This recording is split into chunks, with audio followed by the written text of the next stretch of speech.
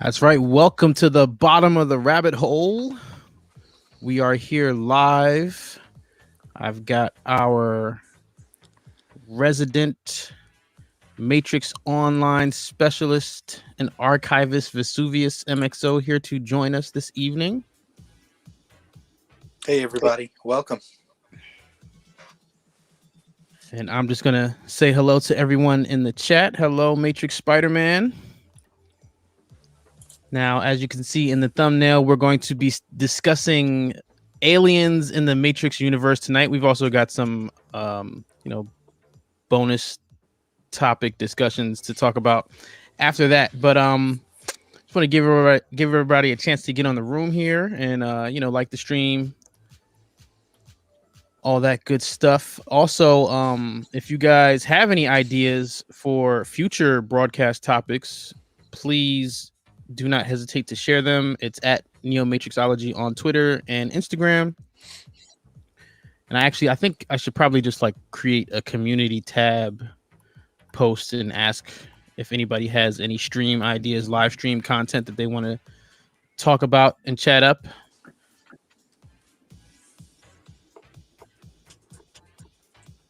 What's up, Ross? We see you there in the room. Dr. Green Thumb.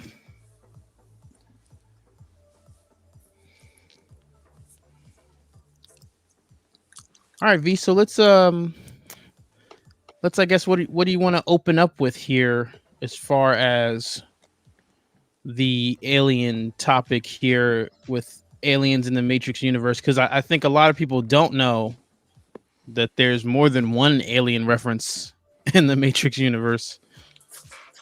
Yeah, I think the best example would be the characters, or I guess the reference to aliens in the Goliath comic. All right, so that's a good place to start. I know in both of our last videos, we kind of made reference there. In the Goliath comic, I just did a video about that on my channel. You guys can check that out. But yeah, I mean, in the Goliath comic, the Matrix comic, the Earth is literally being attacked by aliens. And I'll be honest, the first time I read it, I really didn't see that coming because, he describes it as at first he's like, oh, there was a missile attack. So I'm thinking, okay, Zion, or, there's some type of real world red pill attack or something like that. But then he's like, oh, no, it's aliens. It's like, okay, I didn't see that one coming. Yeah, and the thing about the aliens and the machines being able to identify that they're being attacked by aliens, after we get into the aliens, we could also talk about the machines and how they're able to identify if they're being attacked by aliens and what they're being attacked with. Meanwhile, the sky is still blacked out as far as we know, and obviously the timeline of Goliath, I know that you mentioned that in your video, and that sky being an issue, Operation Darkstorm. How are they able to see the aliens?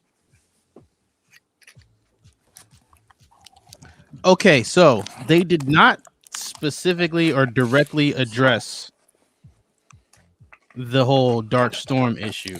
Now, what he did say in Goliath, as far as knowing it was aliens, was that, when the main character, who is nameless, asks, if he's kidding when he says that they're being attacked by aliens, the agent replies, not as far as we can tell, but that the machines had been sending out seed probes for a couple of 100 years now. And he said, it looks like something has followed one back.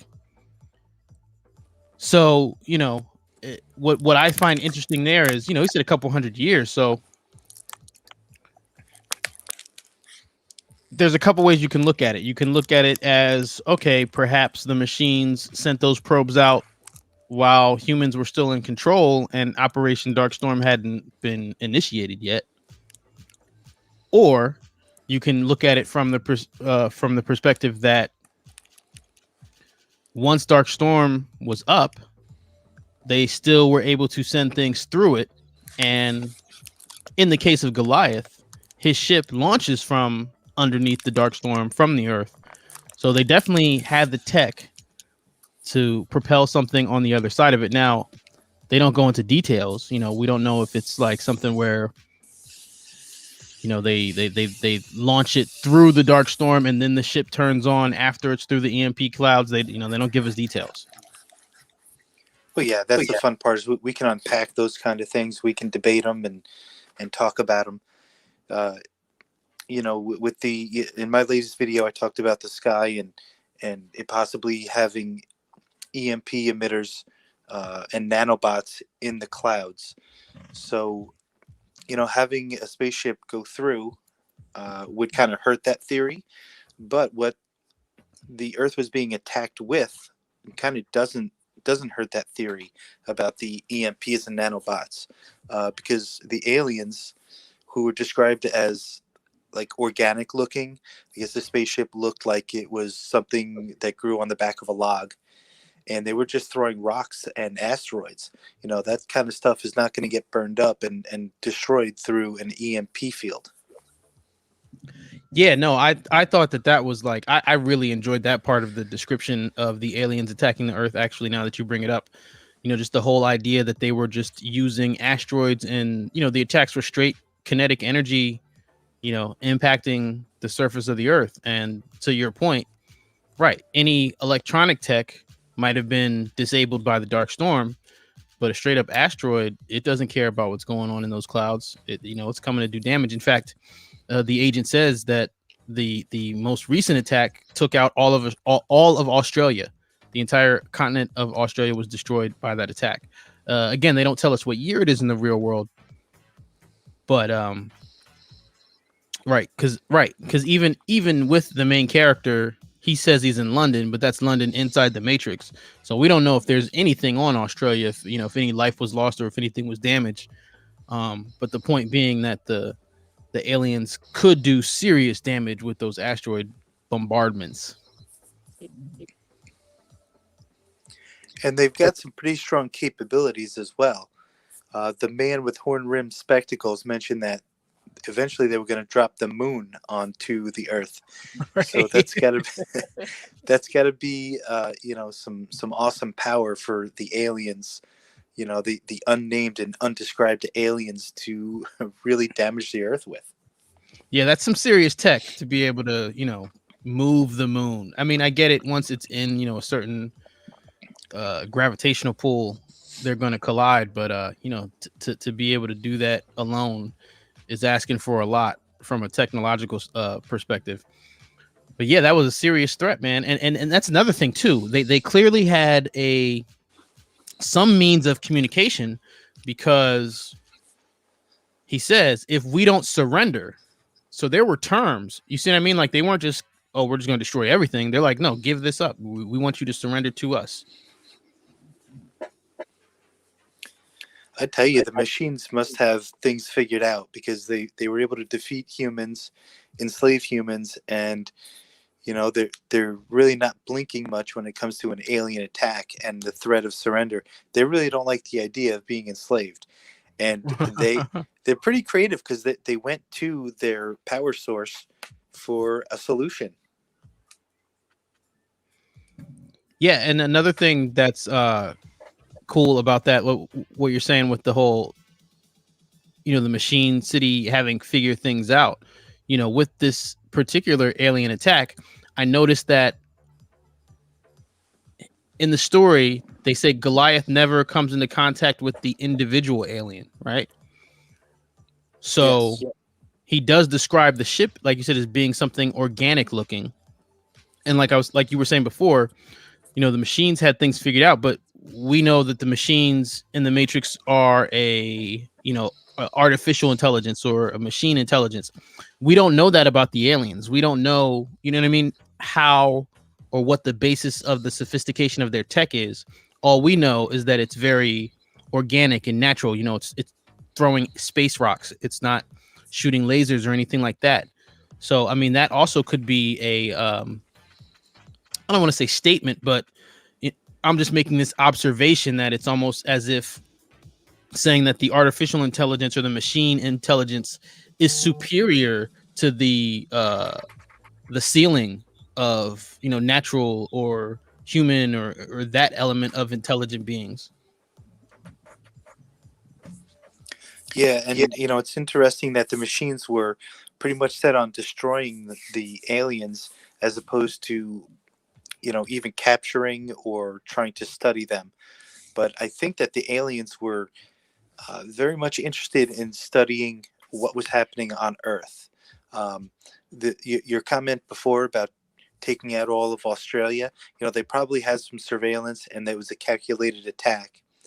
But there is some backstory, particularly from the Matrix Online, where there were some exile programs that were modeled after aliens. I just went ahead and assumed that it was the aliens that were encountered here in the Goliath story, but those aliens that were the exile programs were actually studying humans. Okay, so let's backtrack for anybody who didn't play the Matrix Online. Do you remember the name of those characters, those exiled characters that were modeled after aliens? Yeah, they were called Ethereals. Okay. Right.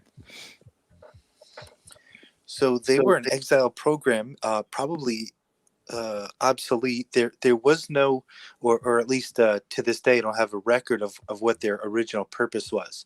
So there's a couple of those popular exile programs like Persephone and the Merovingian that we have a very good idea of what their original purpose was before they wound up being replaced. But that's not the case with the Ethereals. But we do know that they lived underground and that they were hiding out underground, and that they would actually kidnap blue pills and copper tops and study them.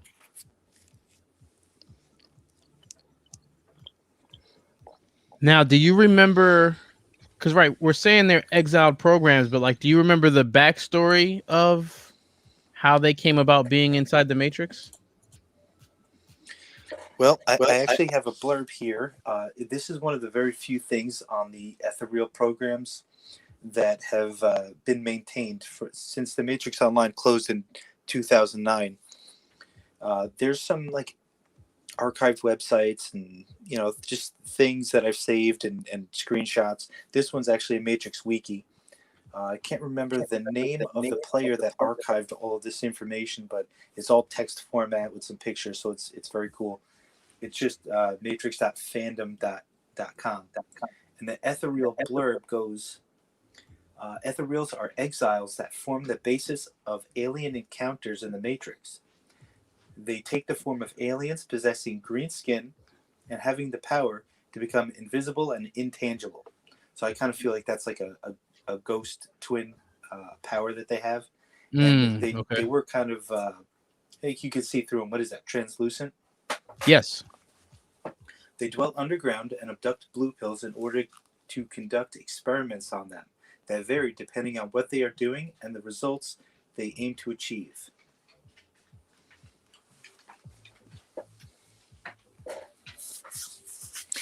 So we have limited information on them. Uh, I know when we talked earlier, I kind of mentioned that they were kind of built into the environment. They were kind of like a player versus environment uh, quest system where you could go into the hideout and you could battle them, collect tokens, and trade them in. Not something that was fleshed out. I think that they were used in the ongoing storyline a little bit, but very, very little. Okay. Yeah. No, I definitely wanted to show people what the Ethereals look like. Because you mentioned that hideout. I know that was like the same hideout that we had the cave rave party in. That's right. The emulator event. There's definitely, video highlights of that party up on the channel. Do you remember off the top of your head what hardline that is? I believe that was Lucero West. West. Okay. Let's see if I can share my screen here.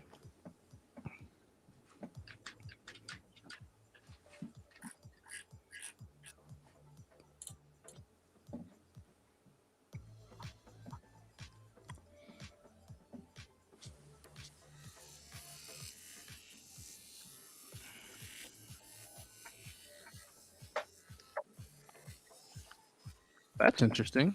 Okay, now I'm on the ground. I think I'm on the ground, or am I underground?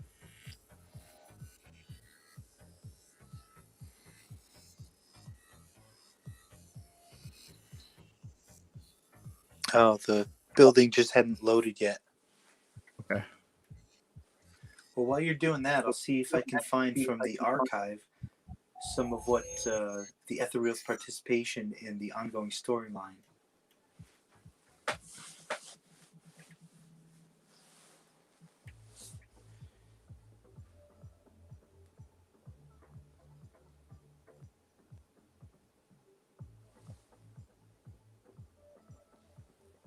Let me just stop and show everybody up close what these aliens look like. These are the Ethereals in the Matrix Online. And you can see the translucent skin that Vesuvius was talking about. You can kind of see through them if I can zoom in here. There you go.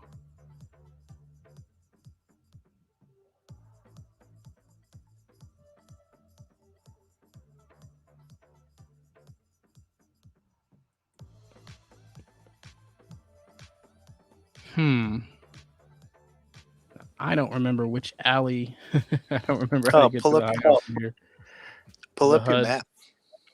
Yeah. It should be on the map. Oh, there it is. Rollins Corner. Exile That's hideout. it. Oh, Cave Rave. I've even got it pinpointed. That's funny. Ross, Dr. Green Thumb, Monica Bellucci is the bomb. You had to let that comment stand. I stand. Yeah, I remember sitting in the theaters watching Reloaded, and when she came on screen, I turned to the dude I was with, and we were like, "Yep, Monica Bellucci." Did I pass? I passed it. I guess I'm going through the back door, right? Yeah. Probably got to go through the front door to hit the elevators. Yeah, I'll just sneak through the building and,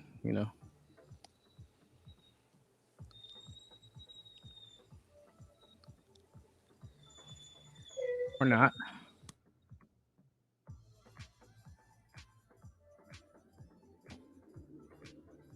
Hyper jump, perhaps. See if that'll get us on the other side. Yeah, that'll work. Always down for some hyper jump. Yeah.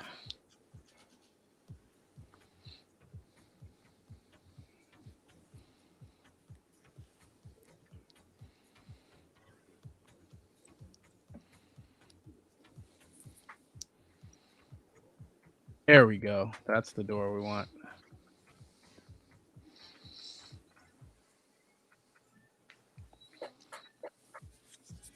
The elevator down to the basement.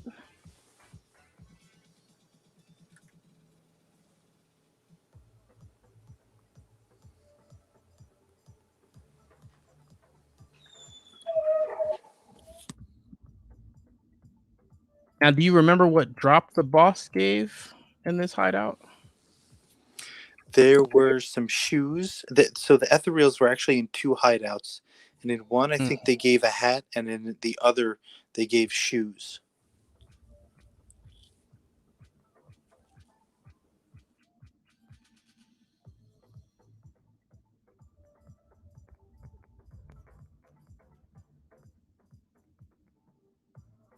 Okay, so here we go. This is like the entrance to the cave section where bosses would be hiding out. Also, where we had our cave rave party. Look close enough to Zion. It had that, dirty underground look.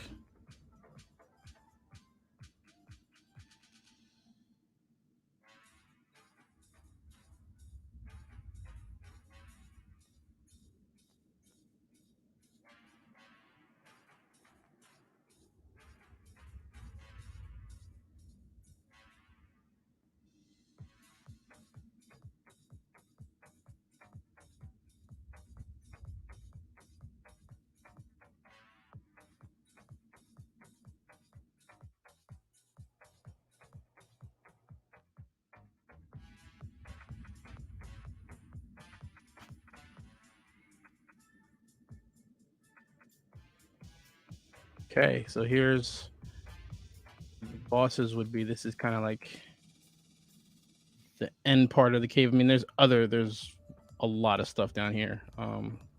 There's like dungeons and different things.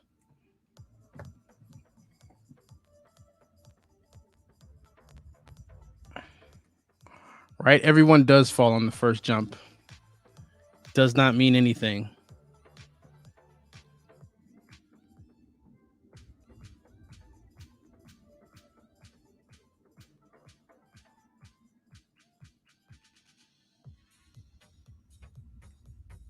So Klaus asks what he's watching, and what you're looking at on the screen is an ethereal, which was a exile rendering of a Matrix alien encounter. So this is what aliens in the Matrix Online looks like.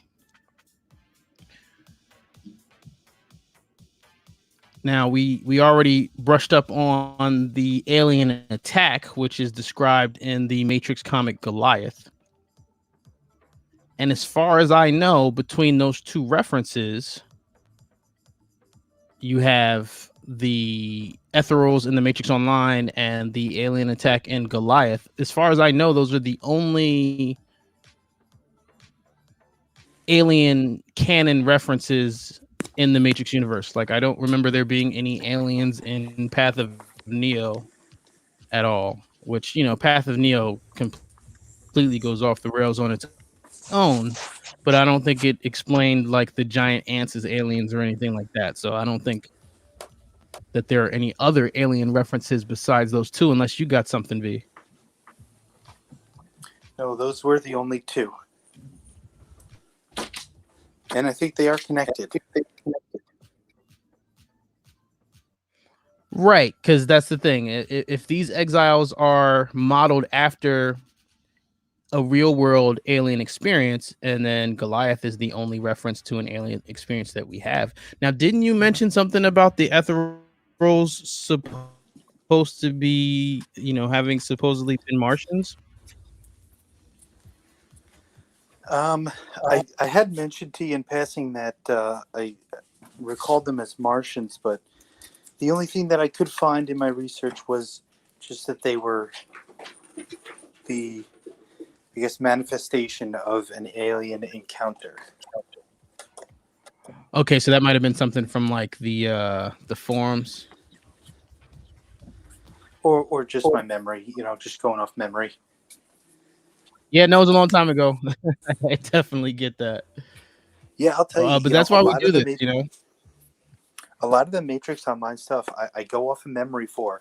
So I definitely factor in that standard deviation of, your the accuracy of your memory.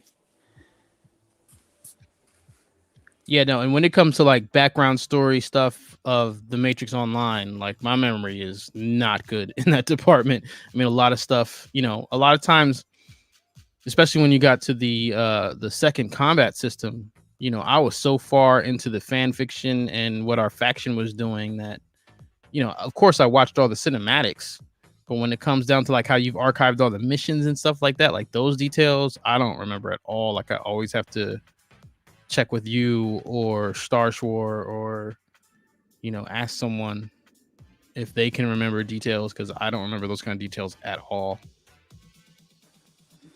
Yeah, and the archive. Yeah, the archive is definitely a good reference.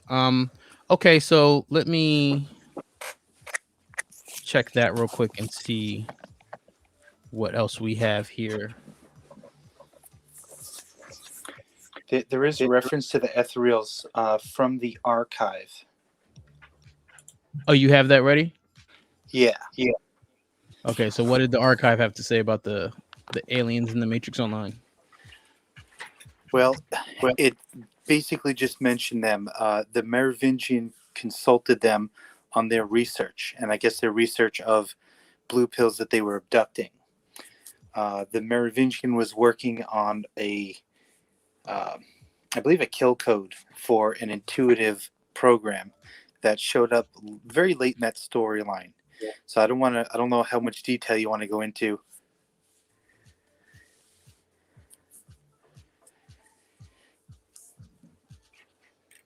Oh no, you can explain as you feel. We're not spoiling anything here. What are you on page 483? This says the Merovingian began analyzing the program, finding it to be a baffling mix of complex machine functions and intuitive routines. Even exotic analysts such as Ithro 2 and Madam T. So So the I think that's program page that 173. Yeah. the program that the Merovingian was analyzing was called a biological interface program, and the object of this program was to seamlessly interface machine technology with uh, human bodies and brains.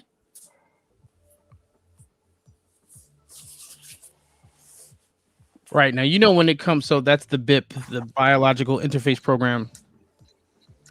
And I believe that's, really tied into the return of Trinity. Right. Because here, it brings up right research and that's all kind of that part of that storyline.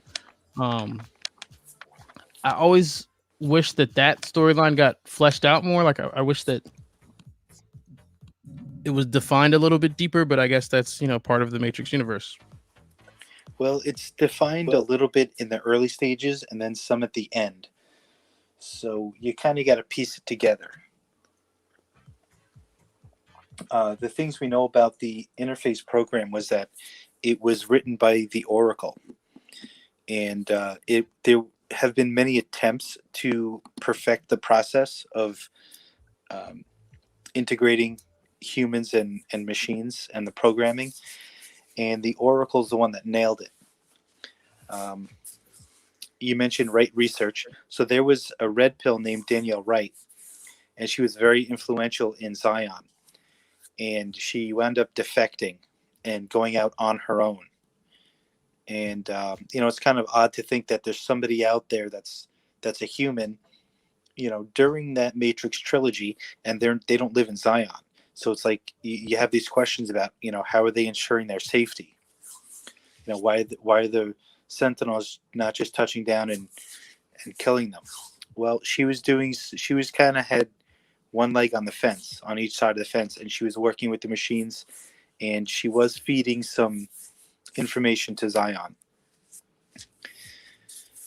Well, she attempted to make a biological interface program, but it didn't take. It wasn't perfect. It couldn't be. It couldn't be written by anyone other than the Oracle.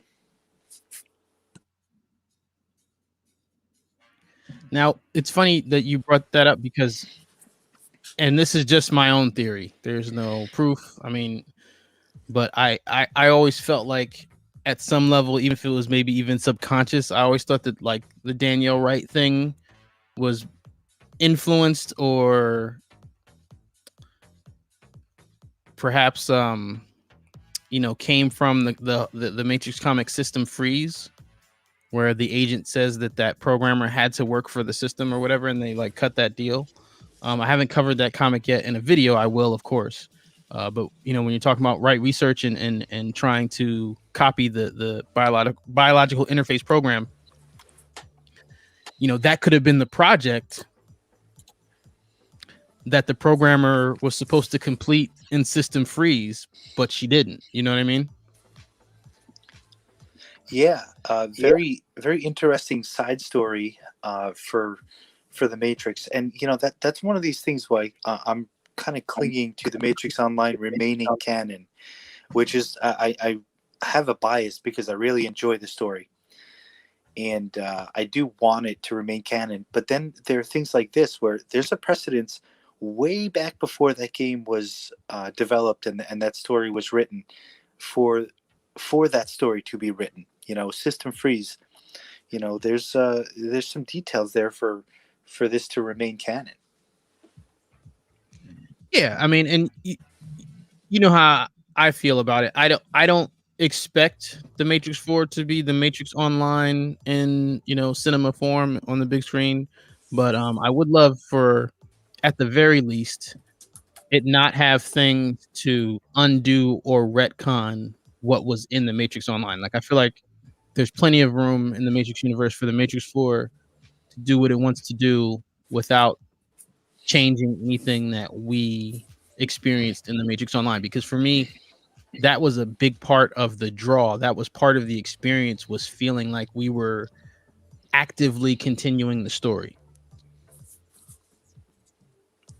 Yeah, that was something that really drew me in, and I think that's why I valued that game so much. Even though, when you talk to so many people, they say that technically the video game wasn't that good of a game. It had some limitations and some errors, but that was an official Matrix property, and I was very excited about it. Also, with the Matrix 4 taking place, about 20 years after, yeah, there is plenty of room. Even if the Matrix Online happened in real time, in that period between revolutions and our 2009, there's still what 12 years of Matrix timeline that could have passed for things to develop into the events of the Matrix 4.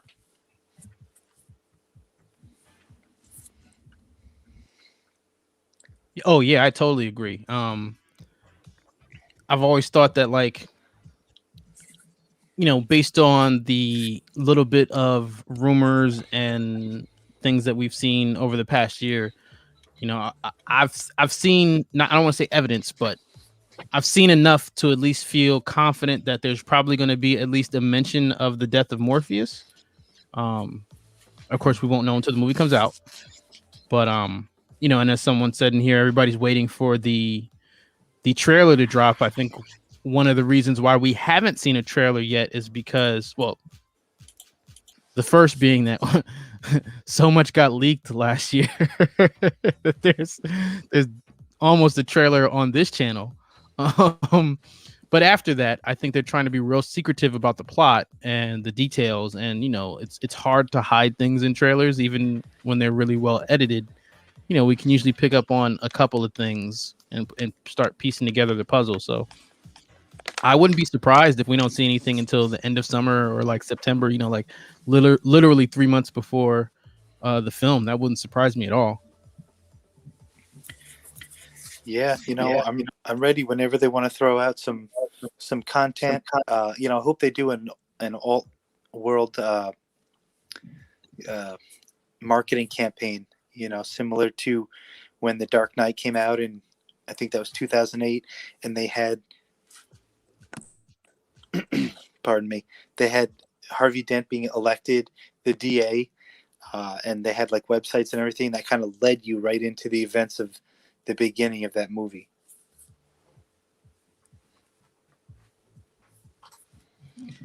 And yeah, that's another thing. A lot of people have been asking me if,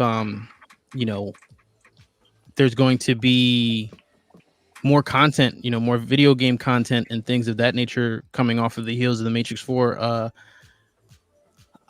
My gut would tell me that the success or lack thereof is really going to determine the video game decision as far as that goes. But I want to lean towards a streaming series being very realistic based on the things that the CEO said in that. There's a video, the future of the Matrix, here on this channel. It's got the Village Roadshow logo in it for anybody who's looking, where I read the quotes of what the CEO of Village Roadshow had to say about the pandemic and just turning the page in terms of entertainment and what's next. And he's looking forward to streamers. He did not specify that there would be a Matrix streaming service, but to me, I think 1 + 1 = 2. That's the logical jump, without committing to anything specifically. And then you've got the whole HBO Max theatrical release, which kind of almost sets that up. It sets that move up perfectly. So I wouldn't be shocked to see a streaming service regardless of the box office numbers. But I do think that we're going to have to see some serious box office numbers for there to be another like video game or anything like that anytime soon. Well, I think with the way Hollywood is going, where they really want to dive deeper into properties that are already familiar to the audience. So, you got Star Wars, and Star Wars is very, very deep. The Matrix is, I would say it's beloved just because part one, even though part two and three didn't really connect with people, but I think that they really hold up well. Not so much as the CGI of the Burly Brawl, but the story. Um, the story holds up. It's deep and it takes you on a ride. Oh, hold on. I see we got a birthday shout out here. So happy belated to John Warhol. Now, to your point, you just mentioned the Star Wars thing. That was one thing that I liked. That quick reference in Goliath, where he's talking about the PL-47, the aircraft that the machines custom built for him to fight the aliens, and he says that it handles like something out of Star Wars. So I thought that was a cute little nod from the Matrix comics. Star Wars gets lots of references. It's been referenced a bunch in the Marvel Cinematic Universe through Spider-Man. But yeah, it's a cultural icon. And honestly, with all the stuff that we're talking about here, between the Matrix comics, the Matrix Online, like I've always felt like I get it. Star Wars is a more family-friendly property, especially now that it's owned by Disney and all that stuff. So of course, it's going to have a bigger fan base. It's older, it's been around longer. But that was my thing. Like, I felt like with the Matrix universe, it didn't have that age. It didn't have that time spent paying dues in terms of building its broader audience. But now that it's been 2 decades, it's been 20 years, they can really, I think, build on that and build this franchise up. Again, it's doesn't have the head start that Star Trek and Star Wars have, but it could be on that level of fandom. If they build it, we will come. Yeah, absolutely. And another thing about this marketing and the video game, the Matrix Online is it's a whole virtual environment. As long as I really think that they should re-release this at least for the lead up and the marketing for Matrix 4. It's already out there. Just put it on some stable servers and just give us 3 months of interaction. And that game did have city billboards that you could interchange, so they could put website links in there. There were things to interact with that would take you onto the internet and out of the game. Well, it was in the game. It was like a portal inside the game. But it would take you to web pages. So they have some options there for marketing the Matrix 4 in the Matrix Online. And there's people like me that I'd pay. Back in the day it was $15 a month. If they put this on in their marketing budget, it's not going to be that much. Probably a small dent in their marketing budget, but I'd throw some money at it. Oh, don't even get me started on the pay to play model that exists now versus the little measly $15 subscription we were paying once a month. The Matrix Online is cheap compared to these games now. But no, you brought up a good point, because I'm really bad at plugging stuff. I always forget to mention certain things. So I'm glad you reminded me about that, because you mentioned that on your Twitter page, and then because I saw the image that you made for that idea of bringing back the Matrix Online to promote the movie. There's that change.org petition that we started, and that's linked on our Twitter pages. It's linked on the community tab of this channel. So yeah, we do have a petition going around, basically hoping that enough people can get the attention of Warner Brothers to say, hey guys, if you turn the Matrix Online back on, we will pay to play it. That's a real thing, and that petition's out there. And I also just wanted to address too, because somebody asked me on Twitter, they're like, oh, it asks for money. So that's change.org. That nothing, I don't make any money off of that. Basically what change.org does, which I didn't realize because I created it. So you know what I'm saying? When I sign it, it doesn't ask me the same thing. Like, it shows it from the creator perspective. But basically what they do is, if you donate to that whatever the petition is, they take the money and use it as advertising dollars to share your petition with other people on change.org. That's all that is. So if you want to donate to the channel, the Cash App and the PayPal links are in the description of every video. But if you donate to the change.org petition, all you're doing is giving change.org advertising dollars to share that petition with more people around the world. So I just wanted to clarify that. But yeah, we do have that petition going around. Like I said, those links are on the community tab. They're on my Twitter page at NeoMatrixology, at Vesuvius MXO's Twitter pages.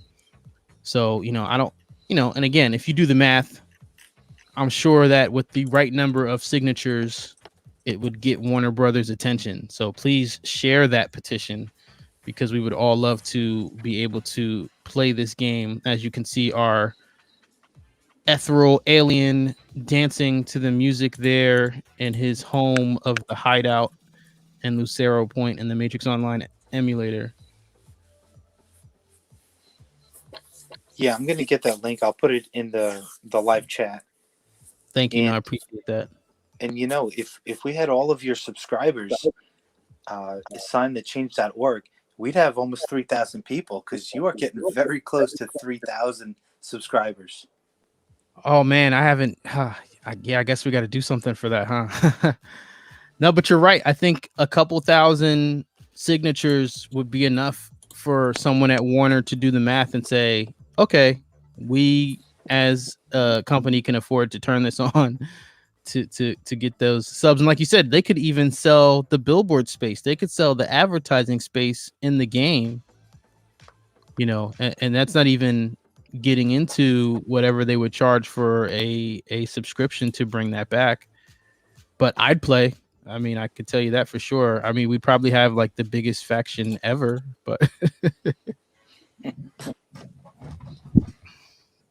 I got to get in first and create the faction Resurrection. Speaking of Resurrection, I know everybody is waiting patiently for the trailer. I'm waiting impatiently. You and me both, actually. I did make a Easter meme about the long wait for this Matrix 4 Resurrections trailer. I will be very, very, very surprised if there are aliens in it.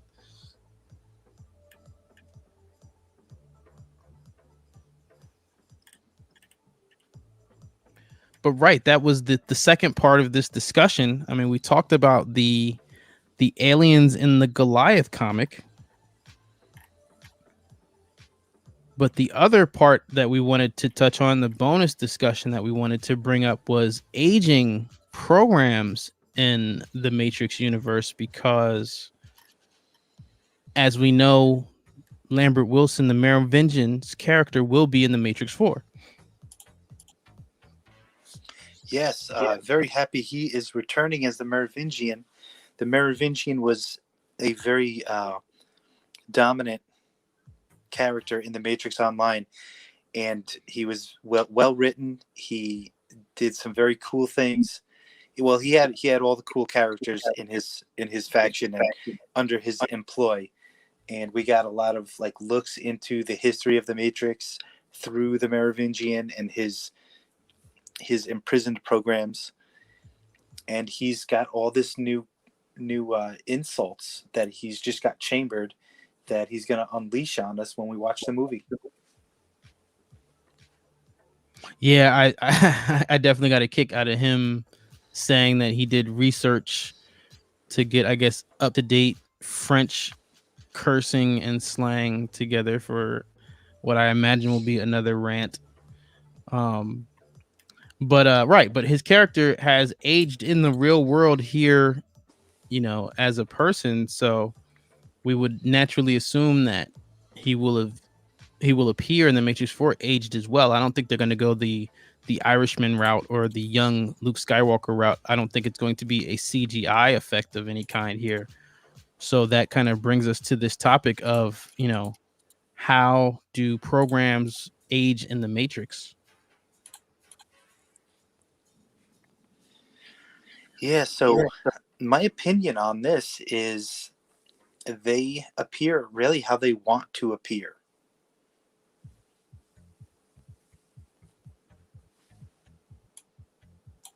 So elaborate on that idea. Sure.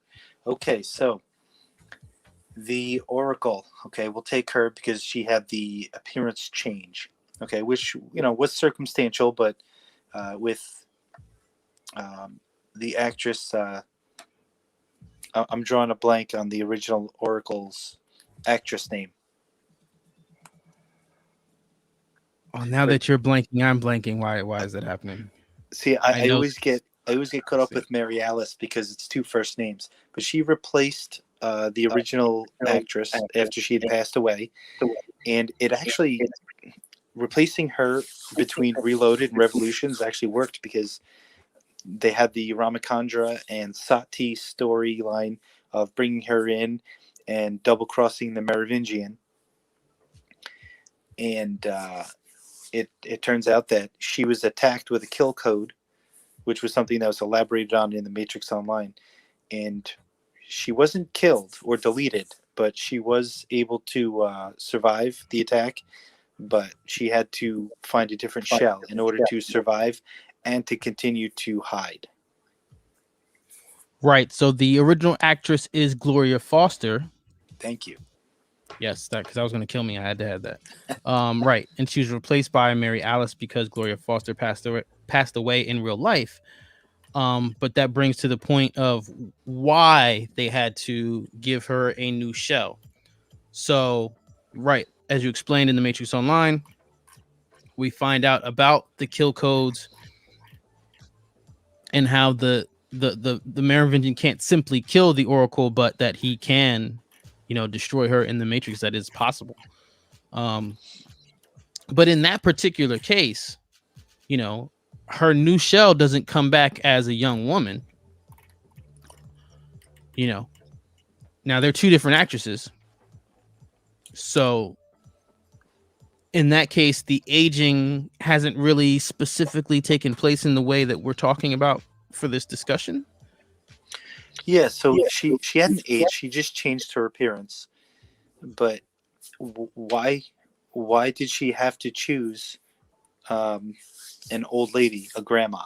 She didn't. She didn't really have to choose that particular that look. She could have chosen a young blonde. She could have chosen Right, and that's anything. your original point. Right, exactly. She could pick whatever she wanted to pick, especially as high, ranking as a program she is. And we do know that she has written programs. She wrote the biological interface program. She could write any code that or any shell that she wanted. She chose the grandma because it was, emotional attachment and getting red pills to trust her. Right, and like I said, it's that kind of loving grandma image. Now, for anybody who's just now jumping into the live stream, we started the first half, spoke specifically about aliens in the Matrix universe. And in that portion of the discussion, we referenced the Matrix comic Goliath, which I recently did a video about specifically on that because that has an alien attack. However, another important part of that story is the time manipulation that the machines used inside the Matrix. The agent says, we are in an accelerated mode while they try to patch things together because the pods had been attacked and they lost 200,000 blue pills at the hands of this alien asteroid. So the point there is, in this discussion of aging programs in the Matrix, not just programs can age at different rates, but actual blue pills can age at different rates. I mean, the main character Goliath goes back and forth between times, I think like 3 or 4 times. At one point he's 19, at one point he's, in his 30s, then he's 16, then he's, grows old again. So, the manipulation of your residual self-image inside the matrix is basically at the whim of the programming. It's at the whim of the machines. And to the point that Vesuvius made, the Oracle is high on that food chain. The Merovingian is right. Okay, so specific to the Merovingian, who we know is going to be in the Matrix 4,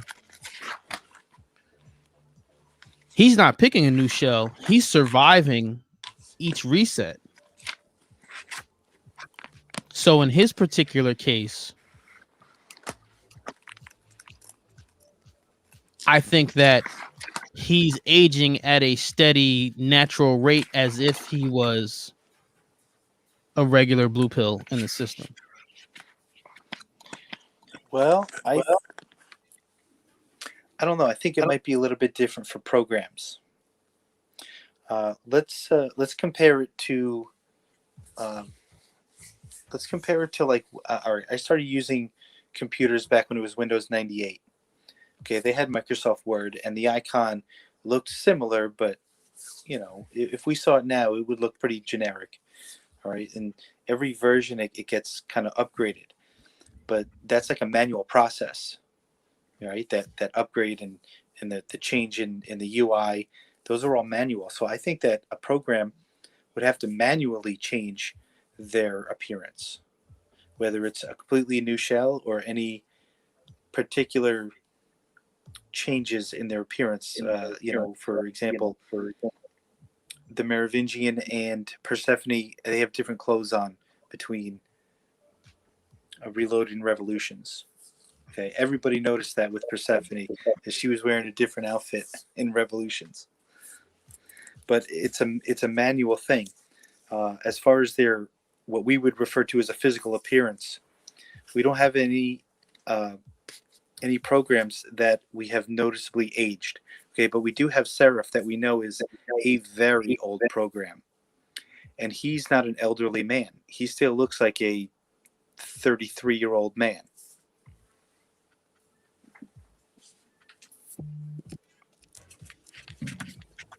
Right. So I guess just to backtrack a little bit, I guess when I was referring to the Merovingian aging like a blue pill, in this case, I was speaking about his appearance in the Matrix 4.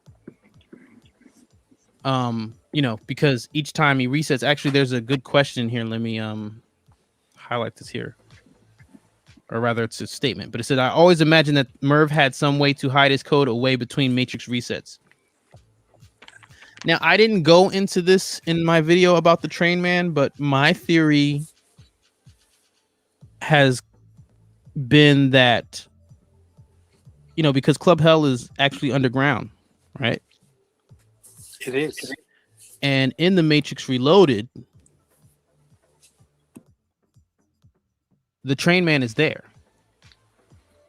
So my theory is that the Hell Club, that party, is basically the reset party that they, all the exiles, the Merovingian's whole crew is down there for the reset to survive the reset.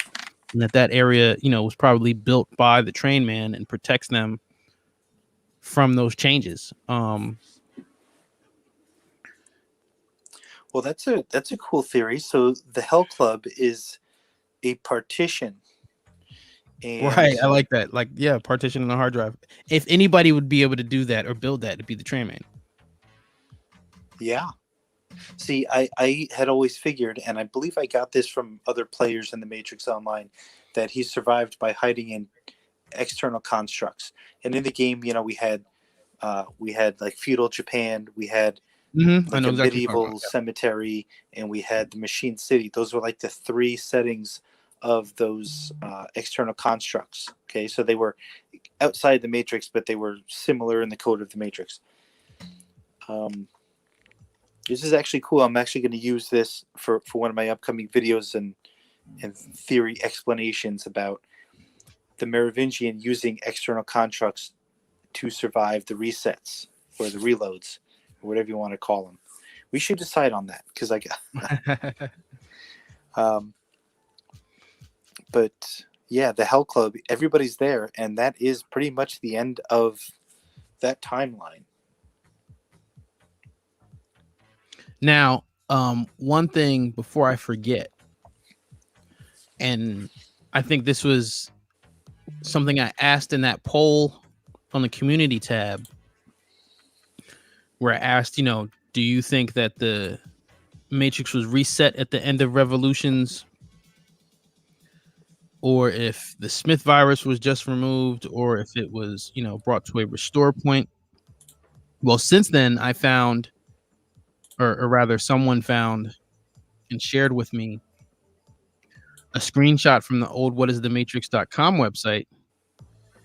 And in the little paragraph blurb there, the wording that was used was that the Matrix was reconfigured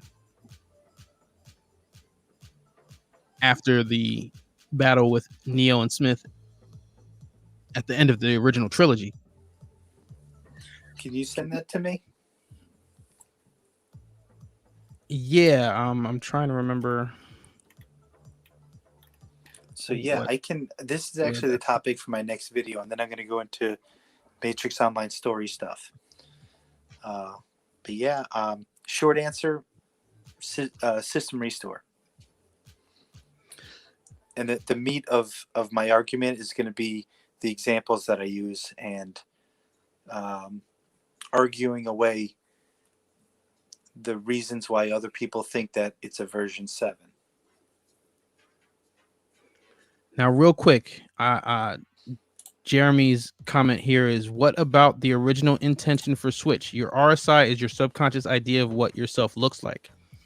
So there's like layers to this question, right? I mean, yes, we've got Lily Wachowski confirming that the original Switch character was supposed to be played by Belinda McCourty as a female inside the Matrix, but a male actor outside the Matrix, and the studio squashed that idea, but that was the original intention. Then we have, the Matrix Online that we played, where we get to design our residual self-image, and you can go back to the loading area and change it, right? Yeah, the only thing I'll stipulate here is that we're talking about a difference between human residual self-image and programs. In terms of programs aging, yes, but I guess I'm looking at the broader idea that when we're having the discussion of programming aging in the Matrix, the residual self-image itself is flexible. That's where I'm going with this, is that, like you said, an Oracle can pick her new shell, but even I don't want to give up too much, because my next Matrix comic on the list is Burning Hope. But there's another example of the residual self-image changing inside the Matrix. So I guess where I'm going with this is that residual self-image is kind of fluid to a certain degree. It's not concrete. It's not a rule that can't be bent or broken. Yeah, I agree with that. I talked a little bit about that in my last YouTube video, my Sati theory, and why Priyanka Chopra is going to play Sati in the next movie. So I used Neo as an example. So Neo went through, I think, 4 residual self-image changes. Okay, so when he first entered the training construct, he was in like a t-shirt and like a jacket. Okay, he looked similar to like a casual Thomas Anderson. Then after some training, they went to see the Oracle, and he was in formal wear, but it was all black. Then when he decided he was going to save Morpheus, he had on tactical gear and the duster. Then when he embraced his powers, he had that custom Prophet duster in Reloaded and Revolutions. Oh yeah, and I meant to comment in the comment section, but I forgot because I watched the whole video.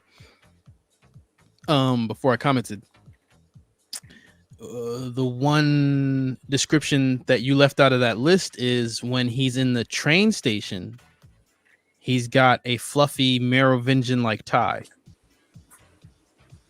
Yeah, I left that out on purpose. Okay. Because it doesn't support my argument. But well, And here's why, and I'll explain why I left that out. The point of my Neo comparison was that his residual self image was projected based on his comfort in the Matrix. Okay, it's like leveling up. Um, Okay, I'll give you that. Yeah.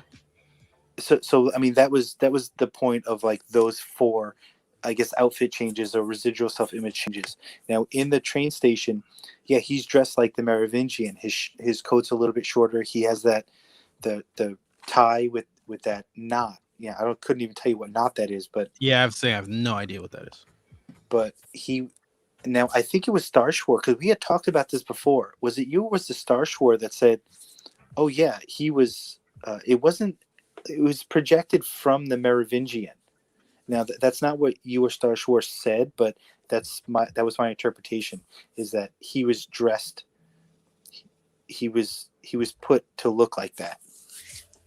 Yeah, well, 69.5 made me aware of it, but yeah, that's kind of another place I'm going with this. I mean, he's in the train station, so it's possible that the train man made him look that way. But if he did it for the Merovingian. I mean, the train man answers to and is loyal to the Merovingian. But again, you know, the train man, he says, I built this place down here. I'm God, so he can make the coding changes in the train station. Um, but to me, that's just another example of the fluidity or the ability to alter and play with RSIs throughout the Matrix universe. We see these examples in the comics. We see it in the Matrix Online. We see it in the films. So they've just got so much wiggle room for that in the Matrix 4. I mean, I wouldn't be surprised if they don't address excuse me, if they don't address him looking older at all. It might be a quick slick line like, uh how did in Tron, I believe Clue says the cycles have been unkind. Yeah, I can see that. I can see him being aged down to look similar, but they probably won't nail it. But it's Hollywood, so they'll probably come very close. In our comment section, Jeremy Crow says there are kid programs. This implies that programs grow up and age like blue pills do. So, Jeremy, if you can put into the comment section which children, which programs, kid programs, are you referring to? Because I think that the children in the Oracle's apartment are copper tops, and they're potential ones.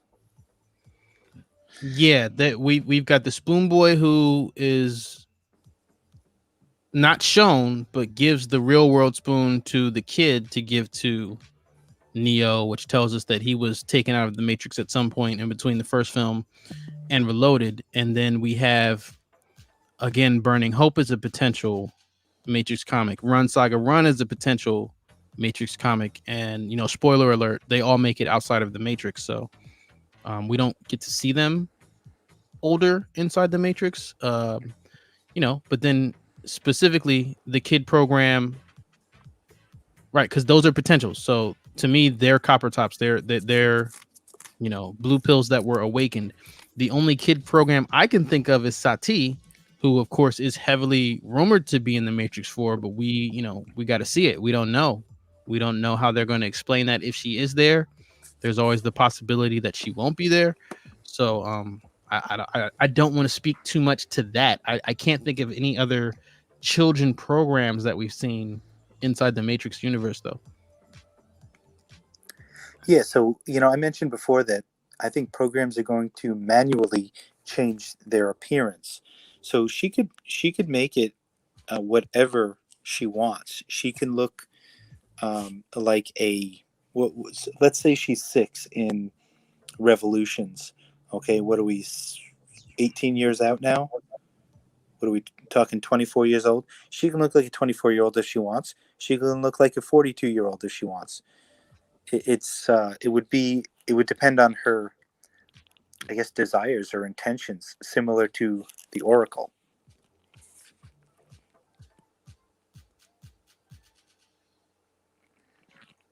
Okay, so this question says, besides Oracle and Architect, who is the oldest program we've seen? That's probably going to be a tie between the Merovingian and Seraph. I'm not sure who's older, but I would imagine it's one of those two. Besides Architect, yeah, Merovingian and Seraph. I think that's it right there. Now I always get confused on the Merovingian, whether he was the operating system for the first version or the second version. So Well, it's never clearly defined. It's not okay. That's why. Well, I am going to address that at one point, but that's another video for another time.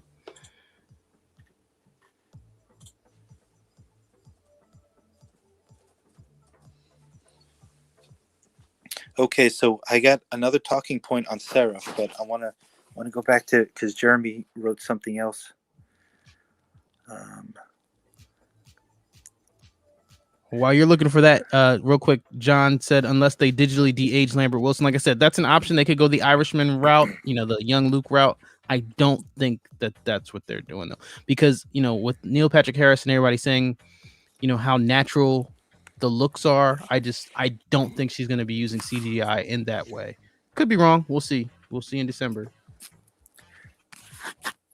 Yeah, they could do bad CGI in the Matrix and just play it off like, well, he's a program. He's supposed to look like that.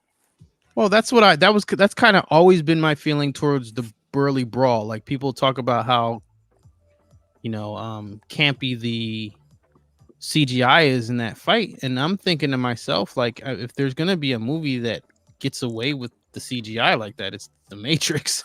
And then on top of that, I don't think it was that terrible in 2003. Yes, when you look at it and compare it to a Marvel Cinematic Universe fight scene from 7 years later or plus, well, yeah, that's how technology works. But at the time, I wasn't like, oh, this is ruining the fight for me. I remember thinking that it didn't look great, but then I think it was Starshore that mentioned that the Smith clones, what were they, like 80 of them, and Neo they're such powerful beings in the Matrix that what they were doing was disrupting the Matrix so badly and stressing the system that it was having a hard time processing the graphics. Right. And that's why it buffering. Yeah. Okay, so Jeremy mentioned definitely something changed because the Matrix lost its green filter after the Matrix fight. That's why I don't believe it was a restoral to a previous save state because it would still be green. I'll say we'll see about that. It could have been okay. So I just cut up that scene from my last video. Sati had a sunrise, and it was like dusk. So I'm I'll lean on that for now. It was dark, and the sunrise made it too bright, so we couldn't see the green filter. But yeah, I'll probably address that in the video. And like I said, I'll send you that screenshot for your next video. But like I said, from that find that was recently shared with me, I'm saying that the company line, as far as what is the matrix.com was concerned, is, quote, reconfigured. So they didn't specify reset, and they technically didn't say system restore, but they said it was reconfigured. Okay, so I had heard something about this a long time ago, and it had something to do with the chase scene at the end of Matrix Part 1, when the three agents are chasing Neo, that he was in downtown. Okay, so in the Matrix Online, they were like 4 districts, and you couldn't run from one to the other, but you could teleport. So downtown was like the Manhattan. It was kind of like Manhattan, where there was all skyscrapers and city, and then you had a very dilapidated area called Westview. And Neo basically ran from downtown to Westview to get to the Heart of the City Hotel. And this player mentioned that he ran, like the Matrix got reconfigured because they had to change things. In the movie, he could run from downtown to the Heart of the City Hotel, which was located in Westview. So I have heard this before. I just don't. It was. I think it was just a player explanation. It was like, well, how come you can't run from downtown to the heart of the city hotel in the game? It's like, oh, because it was refigured after Smith destroyed the place. Okay, gotcha. Which I was gonna say, something similar, just in that the map of the city in the films doesn't necessarily have to be the same map of the city in the Matrix Online, because it takes place after that event of the Smith virus being eradicated in the fight at the end of Revolution. So you can interchange. You can say reset or reconfigured, and the map still doesn't have to be exactly the same. John Warhol, kid programs like Sati. As far as I know, Sati's the only child. Right. Yeah. Yeah. As far as I remember, I don't remember any other defined children programs in the Matrix. Any other programs that we're introduced to are usually old, but at least adults. Now, here's another thing. Who says that Sati was created? Say she was portrayed as being 6 years old. Who said that she was created 6 years before the events of Revolutions?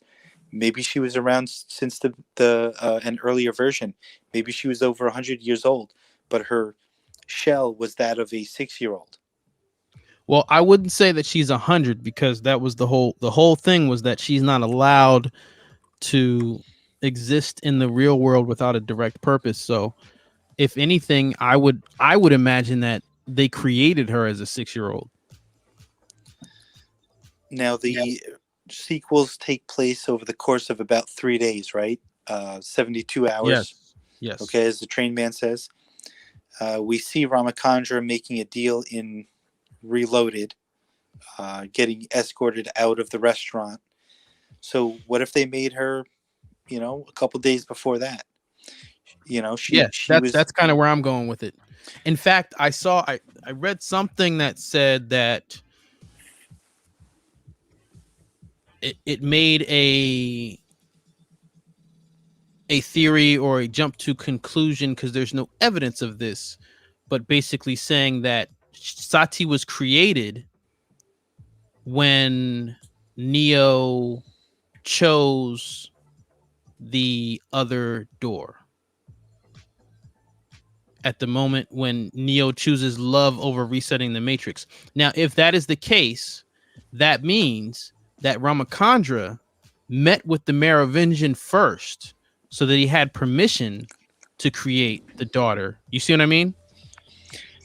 I get you, but repeat that one more time. So, like I said, it's not my theory, so I don't know the nuts and bolts of it, but basically it was saying that Sati was created the moment that Neo chose the other door, when Neo chooses Trinity over resetting the Matrix. Okay. Neo's choosing love, and Ramachandra has that whole thing about love, right? So if that's the case, if it happened along that timeline, then that means in Reloaded, when Neo sees him in the Merovingian restaurant, the Merovingians set up the deal before him and his wife created her. Like, they got permission first and then created her, if that plays out that way, if that was the case. Yeah, that's cool. That would imply that the machines knew that there was something up with this sixth version of the one and the Oracle's plan. Okay, so real quick though, because this is the comment, I lost it before. Jeremy says, especially since the Tower Academy seems like it's supposed to be the Merovingian's version of the Oracle's training of the potentials. So do you know anything about this? It says in the Matrix Online guide, there is a Tower Academy that is like a school for exiles, which I thought of as kids and teenagers programming growing up. So do you know anything about the Tower Academy? Yeah, that's in, I think, the Prima guide. And it was never implemented, but Matrix Explained made a whole video about it. They got a hold of a Prima guide and started pulling ideas like this out of it and bringing it up for discussion, which is, that's a detail it was never implemented. I think the only school that we had in the Matrix Online was Hammerville High School, which was located in Westview, and we speculated that it was where the kid had went to school. Of course, those are the only two schools that we've seen. So of course you tend to put them together. But it kind of seemed like a boarding school for the Merovingian to train and, I guess, indoctrinate his exiles. So I guess to answer the question, I gotta go with rare bit rules. If it wasn't in the game, then it's not canon. It didn't happen. Yeah, there's a lot of things that couldn't be implemented. Um, and another reason that it couldn't have been was Sati's model in game was always static. If later they let us put like a capture on that made us look like those live event characters like Morpheus and the Merovingian, well, they let us look like Sati. But as soon as you moved, her game skeleton would go from a child, which was half the size of all the other playable characters, would stretch out to the skeleton of a grown up. So it looked really weird, uh, almost disturbing. I've got some video of it. I should put it on my Instagram. But that's one reason why that detail maybe just wasn't implemented. They couldn't get the models to work. Okay, so this John asks, what did Seraph mean to Smith? I've beaten you before. So what are your thoughts on that? Seraph was an exile. He was supposed to be deleted along with other angel agents. He was saved by the Merovingian and put under his employ for any tasks that he wanted. Now back then, the machines wrote programs way too powerfully. So when they implemented new agents, the angels would just destroy them. They couldn't. They created them a little too powerful. So the machines had a hard time deleting them. So much so that the Merovingian took them with him. Now Smith, as an agent of the system, he's going to track down and delete exile programs. Okay, that was kind of hinted with Agent Johnson trying to delete the keymaker, saying that the exile is the primary target. You are no longer necessary. You're marked for deletion. Well, Seraph stood his ground and was able to defeat Smith and survive. Yeah, no, I agree. I think that's a good answer. I mean, we have so few details on that. Right. That's We that's the don't get to most see them obvious. fighting each other, but Yeah, that's just the most obvious scenario. although I do like to tell the story of me getting my butt kicked by Seraph in the Matrix Online, because that happened. Okay, so right. So Jeremy says I don't think they ever explicitly say the spoon boy is human either. Yes, he got Kid to give Neo a spoon, but he could have met Kid in the Matrix and asked Kid to give Neo a spoon. Okay, so on the surface, the first problem with saying that they could have met in the real world is that when you're in Zion, you can't connect to the Matrix. You have to be at broadcast depth, which means you have to be on a hovercraft. And when we see the Kid in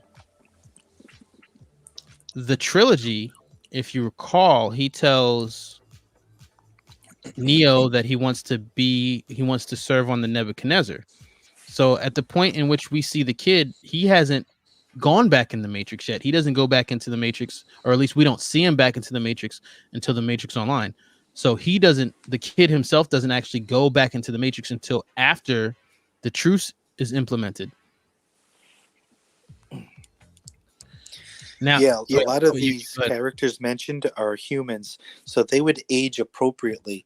You figure if a child go has a birthday and they go from 9 to 10 years old, as they're blowing out those birthday candles, they can say, "Hey, I'm 10 years old now," and when they wake up, they're going to portray their self-image as a 10-year-old, which is going to be a little bit taller. And as you get into the older ages and through puberty, they're going to reflect those things with the facial hair. Those are projected self-images. So a young person is going to age how they think they would age.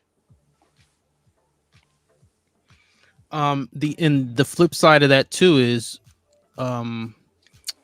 while we don't see the Spoon Boy in Zion, like I said, we just went over how that the spoon had to be given to the kid in Zion because the kid hadn't been back in the Matrix.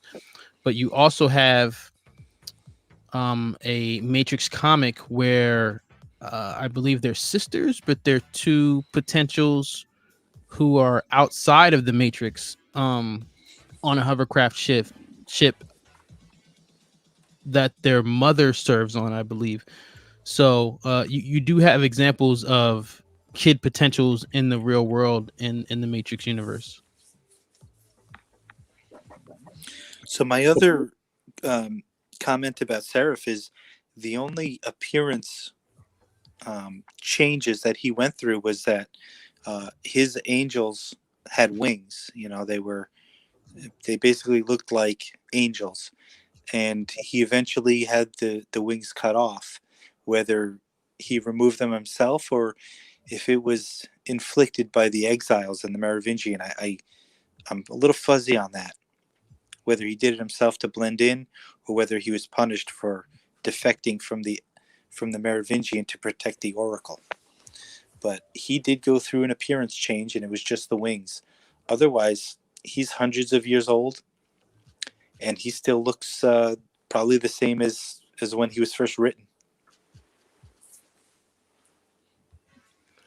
And just to clear this up here, Jeremy said that you get the kid isn't part of a cruise ship, but that doesn't mean he hasn't gone back into the Matrix. So my question to you is, then how did he get back in the Matrix? You can't connect to the Matrix from Zion. You have to be on a ship. I mean, I guess you could assume, or rather theorize, that he snuck onto somebody's ship in between, being awakened and when he gets the spoon. But basically what I'm saying is that's never shown to us. And then John here says, why did Kid give Neo a spoon? I get it, but like, how in the world do designers know about Neo and Spoon Boy spoon interaction? So I'm just going to go to the dialogue here.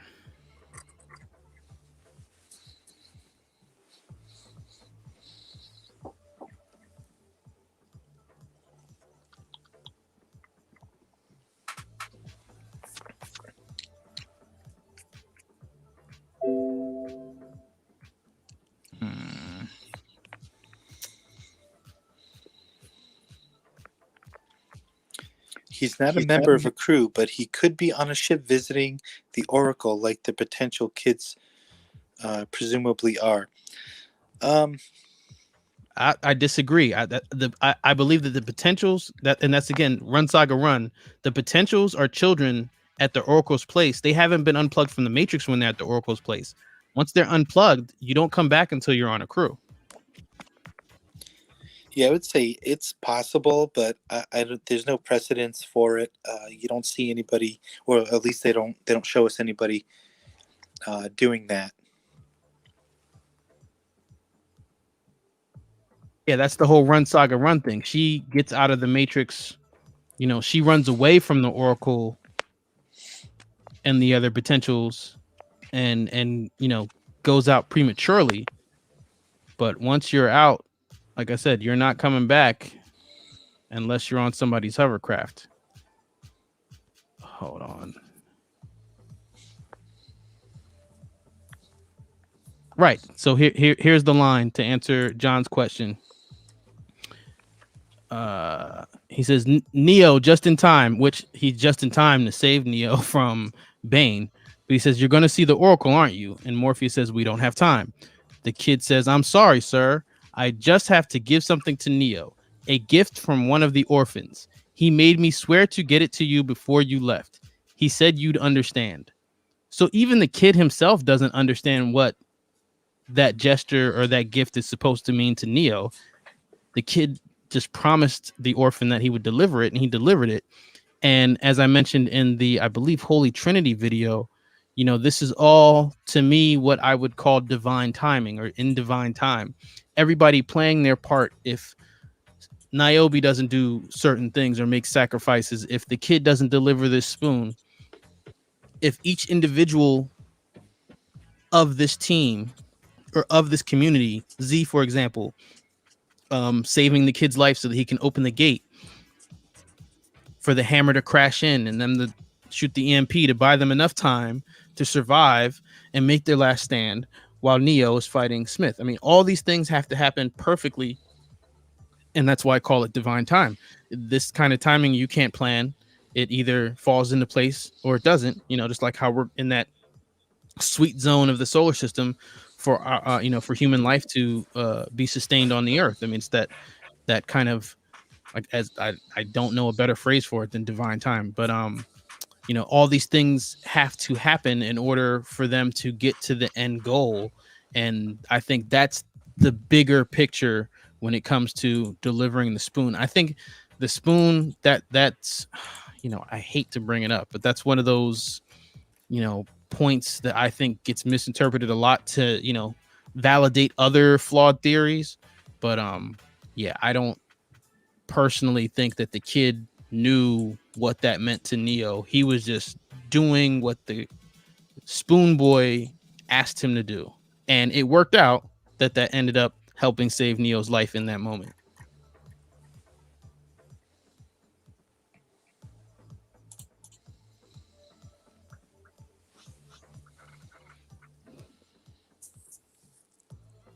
No, that example, that's what I'm saying. That example from that Matrix comic, those kids were on a ship.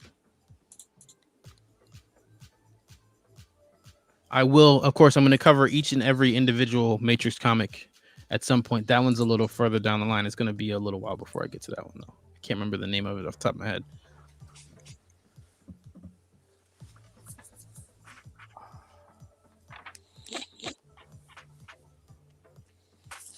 So I think with Sati and programs aging, I think that it's a manual thing. It's something that they choose, and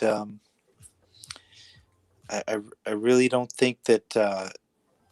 So I think that I'm gonna guess Priyanka Chopra is gonna play Sati, but I don't know. It could be anybody. It could be because she could change her appearance. Now the reason that I think it's Priyanka Chopra is because Sati and her father, their Indian heritage was representative of their philosophical, I guess, contributions to that conversation with Neo in the train station. So I think portraying her as an Indian woman is going to continue that. Like it's not a typecast decision. It's a very specific, philosophically backed casting decision.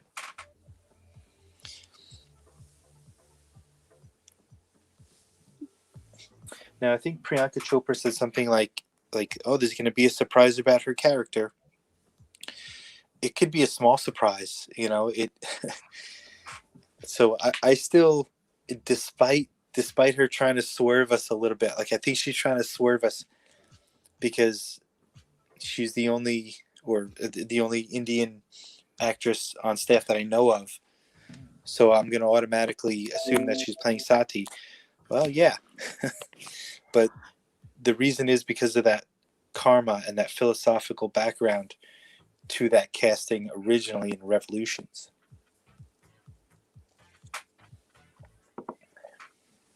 Yeah, I mean, again, like I said, I mean, we're not going to know until we get to watch it. But when she said it, I stepped back because to me, it kind of reminded me of the Force Awakens, when, people saw the casting and they're like, oh, well, Finn, he's going to be, the son of Lando, just because Lando was the only major black character in Star Wars. You know what I mean? So we shall see. Well, you always try and connect something that you don't know with something that you do know. Right. And again, I just, like I said, I took a step back because it is an obvious cast. Like, yes, if Sati is in the Matrix, I mean, I guess technically we just had the Shell conversation. So Jessica Henwick could be Sati's new Shell. I mean, they could go that route. They could do that if they wanted to. It's the Matrix. And that goes back to the whole conversation I was having with you before about the fluidity of residual self-image. I mean, if they wanted to, Jonathan Groff could be Sati's new Shell. Yeah, I was gonna say we don't know who Toby's gonna play either.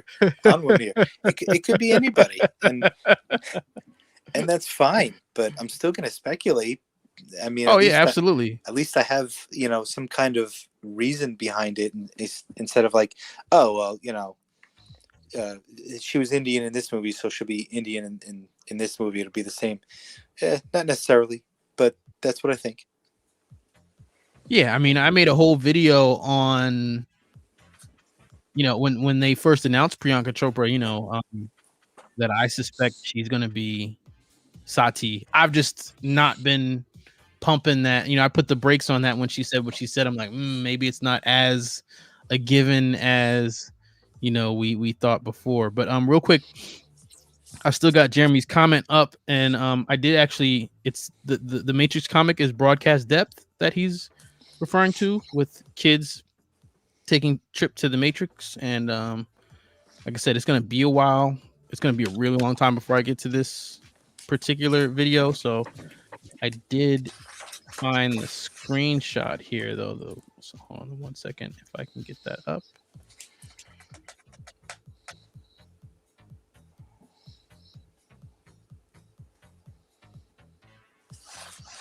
Can I go full screen with that? Oh, of course it's gonna do that.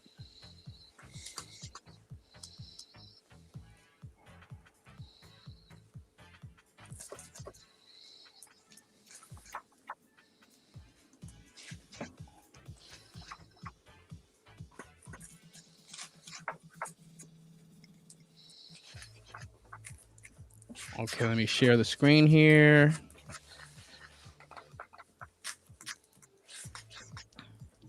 Okay, so right here it says the real world, unnamed ship of potential somewhere above Zion. So they're on a ship, and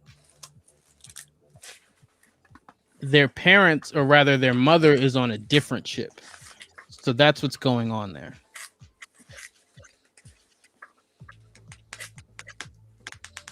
Well, if they're potentials, does that mean that they were unplugged and are being taken back to Zion? That's the thing. They don't get into how that's working. They don't get into if they're taking them on a ship to visit the Oracle, or if, like you said, this is a hall of children being taken from the Matrix to Zion. I mean, they don't get into details of that, but they do specify that they're on a ship at broadcast depth.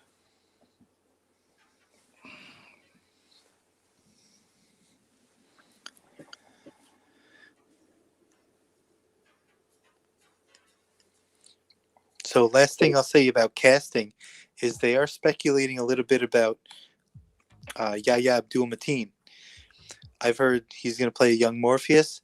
I've heard he's going to play Morpheus' son. Now, I think it's more interesting to play the son because there's like a secret relationship going on between Niobe and Morpheus that was fleshed out a little bit in the Matrix Online, but they basically fell back in love, and unbeknownst to Morpheus, Niobe was kind of making moves on him a little bit in Zion when he was plugged into like a recreation simulation, and he was like meditating, and she would kind of sneak in and things would happen, but he didn't know that it was actually Niobe jacked into that same simulation. Now, I don't think pregnancy can happen that way. I'm not 100%, but if it was clear that they fell back into love. It's just the Niobe character carried on for a couple of years, and it was never revealed that she mothered a child.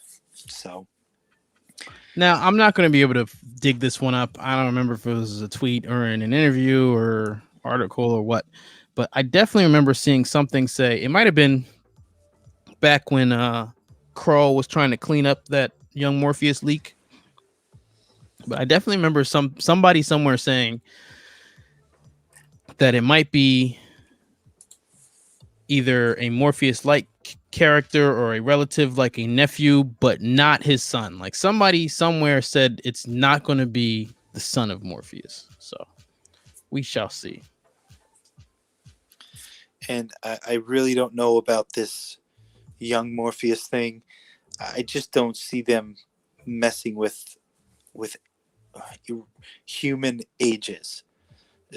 Morpheus is either going to be in it, aged appropriately, or I think that they might go the route of the Matrix Online with the Morpheus like simulacrum, pieced together by his memories and personality and what's left over of his brainwaves.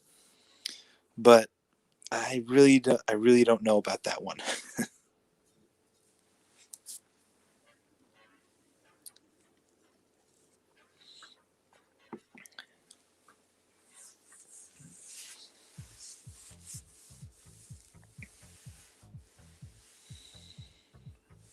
Okay, here's a question. Odds that Lawrence Fishburne or Hugo Weaving will secretly make an appearance. So I'd say if either one was going to happen, it'd be more likely to be Hugo Weaving, since we know that at some point Agent Smith was a part of the script. We don't know that his character was completely removed either, but we do know that at some point Hugo Weaving read a script. So I'd say that the odds are definitely in Hugo Weaving's favor. I don't think either is going to happen, but I'd say, I'd give Hugo Weaving like a 10% chance for a cameo and Lawrence Fishburne like a 3% chance if we're doing odds. So I would actually go the other way. I would change the rank. I would say that Lawrence Fishburne is lying and saying that he was never contacted. I think it's a more if Lana wants to push the franchise forward and have another sequel, having a Lawrence Fishburne Morpheus cameo towards the end would entice the audience and the studio to see where they can go with that. Now that's also making Lawrence Fishburne available in the future to film a movie, and probably it's going to be without Neo and Trinity, Keanu Reeves, at least. Um, I feel like we heard that Keanu will not come back unless it's another Wachowski directed movie, and now he's back. We don't know if we're going to get him again. He's in very high demand.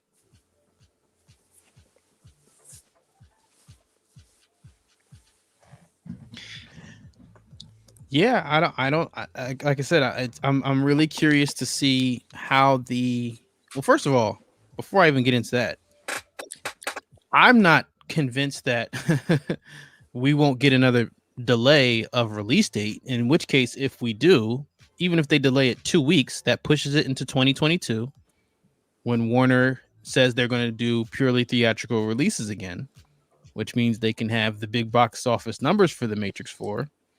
And then I think we're really opened up to talking about a Matrix 5 and video games and everything else.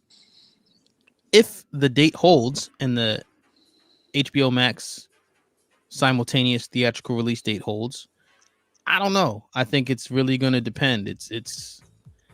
I think we're really walking into undiscovered territory as to whether or not we get more than just a Matrix 4 at that point.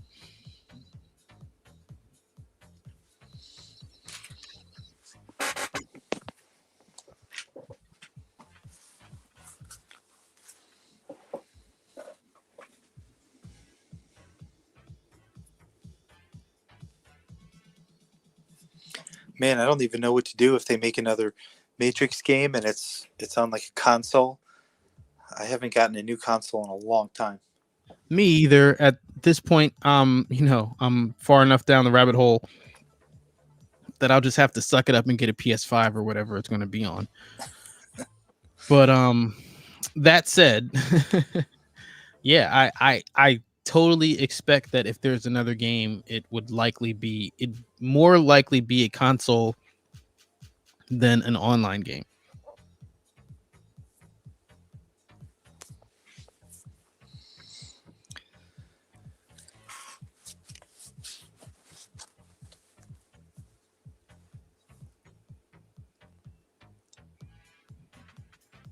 Okay, this is an interesting take. It says maybe Yahya Abdul is male Oracle. Probably not, though. But it shouldn't be ruled out as a possibility. It is the Matrix.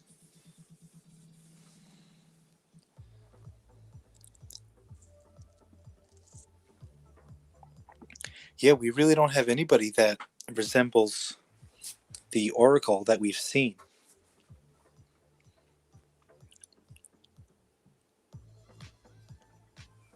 Which means she's either going to be drastically different or she's going to be replaced. Her character will be replaced with a different character of a similar function.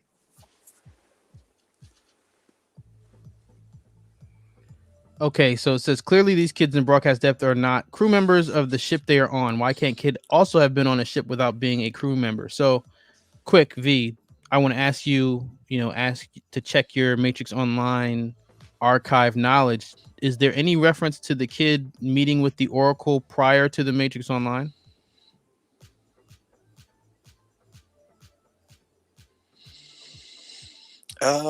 Let me pick up my comic and see. I can't. Yeah, check that out, because my thing is he's not a potential. He self-substantiated. So we have examples of a ship of potentials, but again, the kid isn't in that group. We know that in the films, he hasn't picked a crew yet. He says he wants to be on the Nebuchadnezzar, but he also admits that Morpheus isn't accepting applications. And when he goes to Mifune in Revolutions, he says, you're not old enough to join yet. So I guess my thing is, what's simpler, that the kid just gave him the spoon and he delivered it, or what I mean? Like, when there is no reference to a meeting of the kid and the spoon boy in the Matrix. So since he doesn't give Neo the spoon in the Matrix, it's simpler to me to just assume that they just didn't bring the spoon boy back for that one scene of Reloaded, or maybe they did and it got cut. But you know what I mean? Ultimately, to me, it's like,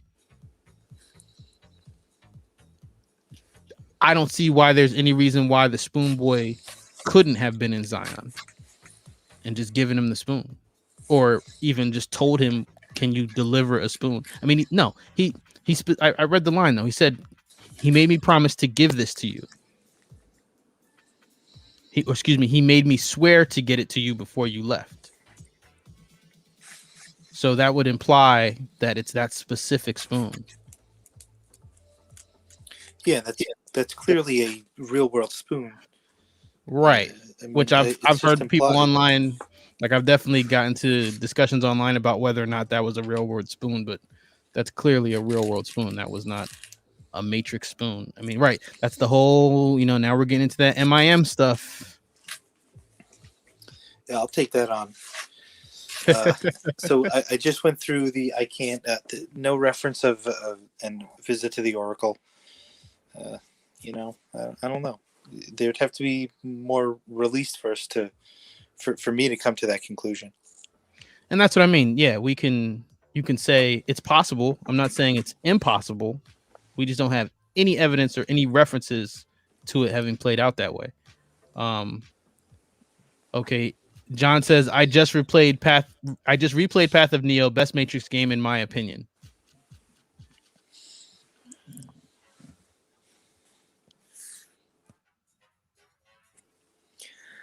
So I got a good way through Path of Neo, but I didn't finish it. Are you serious? You didn't finish that? No, I didn't finish it, but Do your homework. I looked at the end online, so it's all good. Yeah, you didn't miss anything, dude. Well, no, I mean I tried, but it's just I don't know. I just couldn't get through it. At the time it came out, we were still playing the Matrix Online. It was still live That's for a fair. while, That's fair. and you know, those online games, man. I was really into it. I played it more than I should have. No, I ran through the console when it was new. I believe,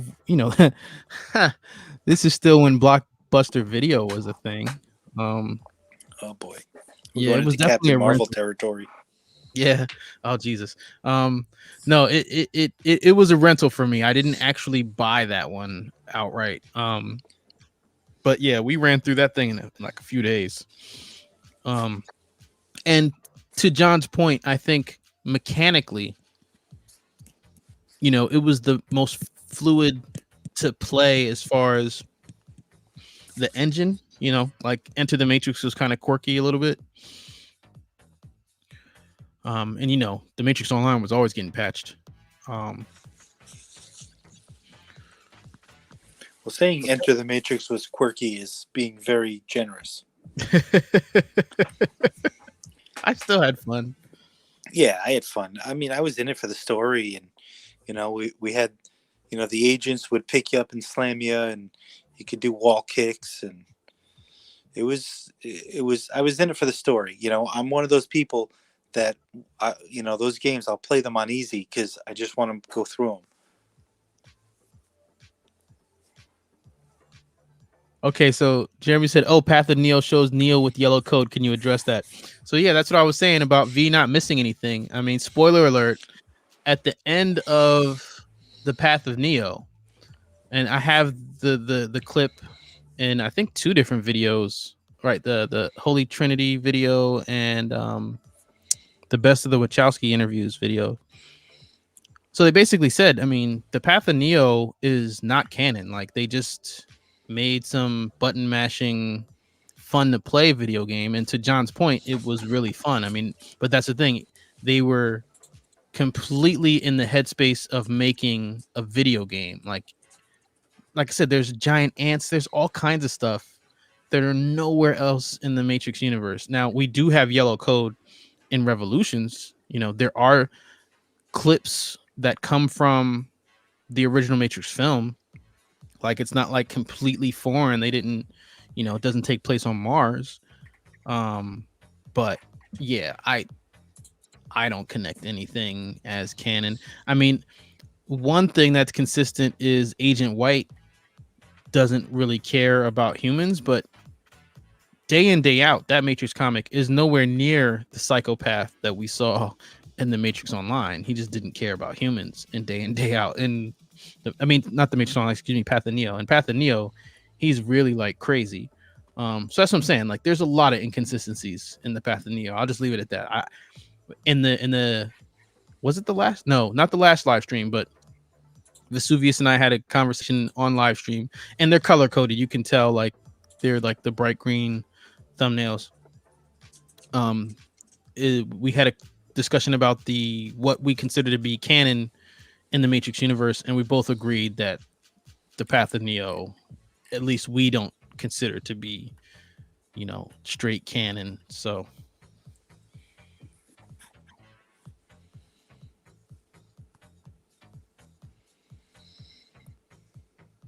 yeah, I mean, I totally when when I saw those giant ants, man, I'm like, all right, what's going on? Who was what when they designed this? Wasn't it in the context of like this is like a training program or something? I'd have to go back. I'd have to go back and watch a playthrough at this point because I don't even my PlayStation 2 has been broken for like 6 years.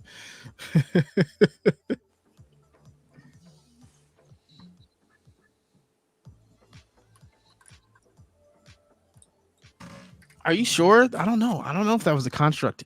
Yeah, we're gonna have to check that out. I'll cut him a little slack if it was, but I definitely think that was supposed to be in the Matrix. I could be remembering it wrong. It was a long time ago. But yeah, I mean, like I said, at the end, they were speaking mainly towards Megasmith, but I think it was an overall blanket concept that they were just in it for the fun. And like I said, we had Matrix Online at the time, so that was the serious game. Yeah. You know what I mean? That was the all right. We're gonna bring Chadwick in, and we're gonna have veto power, and we're gonna make sure that nothing contradicts the world that we created in the films. And then Path of Neo was like, just do something fun. But that's one thing I do enjoy about going over these comics. And like I said, for the audience, we mentioned the couple of comics that we considered to not really be necessarily canon, but it's literally like 2 or 3. I mean, I think it was the 2. right, the beige ones, yeah. And then after that, and the Animatrix episodes, I think they did a really good job of balancing, allowing the collaborators to create and build worlds within the Matrix universe without creating a whole lot of contradiction and retconning and messy madness. Now, I will say, in the last video, in the Goliath video, I did mention the whole computer processing power description, because that's the only place that we find that in the Matrix universe. But as we discussed on the side there, that it's set up so it can still be both. It's not like, oh, well, human beings are computer processing power, so that means they can't be human batteries. No, they can be used for their computer processing power and to generate, um, heat or whatever the machines are using to convert into energy. So they can be human batteries and computer processing power at the same time. It doesn't have to be one or the other. I like the non-linear approaches when it comes to Matrix discussions. I think more often than not, when it can be the case, when it can be not red or blue or 1 or 2, that's more likely the case.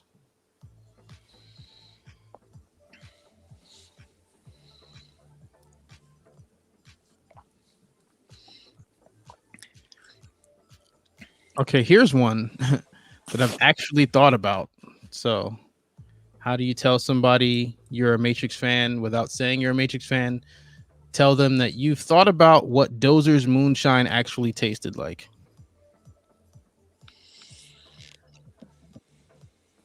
Now, in my imagination, because Cypher says it's good for degreasing engines, I imagined it tasting something like a combination of antifreeze and WD-40.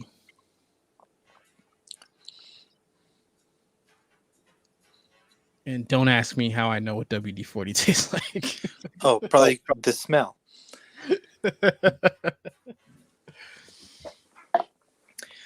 Come on, I mean, when you smell something, you pretty much know what it tastes like, with very few exceptions. Now, I've had some. I've never had moonshine, so I don't have any basis for comparison. But I've had some. I've been given some very high-end vodka, and I couldn't really taste anything. It just felt like my mouth was on fire. So I assume that that's what it was like, and Keanu was underacting a little bit on that cough scene. Yeah, I've definitely had some, some actual homemade moonshine before. I had a taste, and it was as advertised, man. That stuff could put you on your bottom.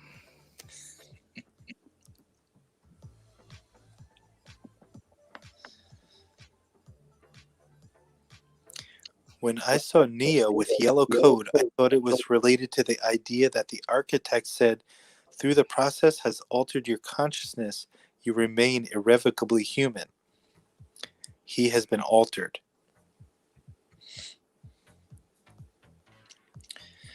Yeah, I'm not I'm not really sure that I've settled on an opinion about what the golden code really means. Well, But I think this is I think Lazarus's area.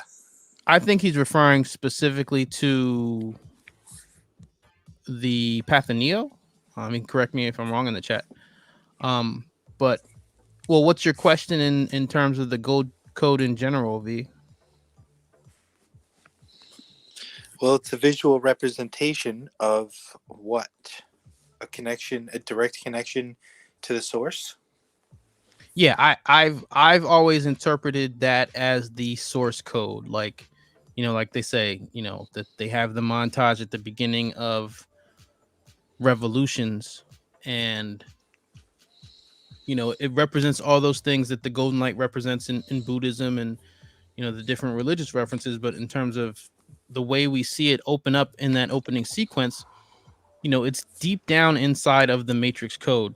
And then we see this gold light again when Neo's in the real world, already blinded without his human eyes.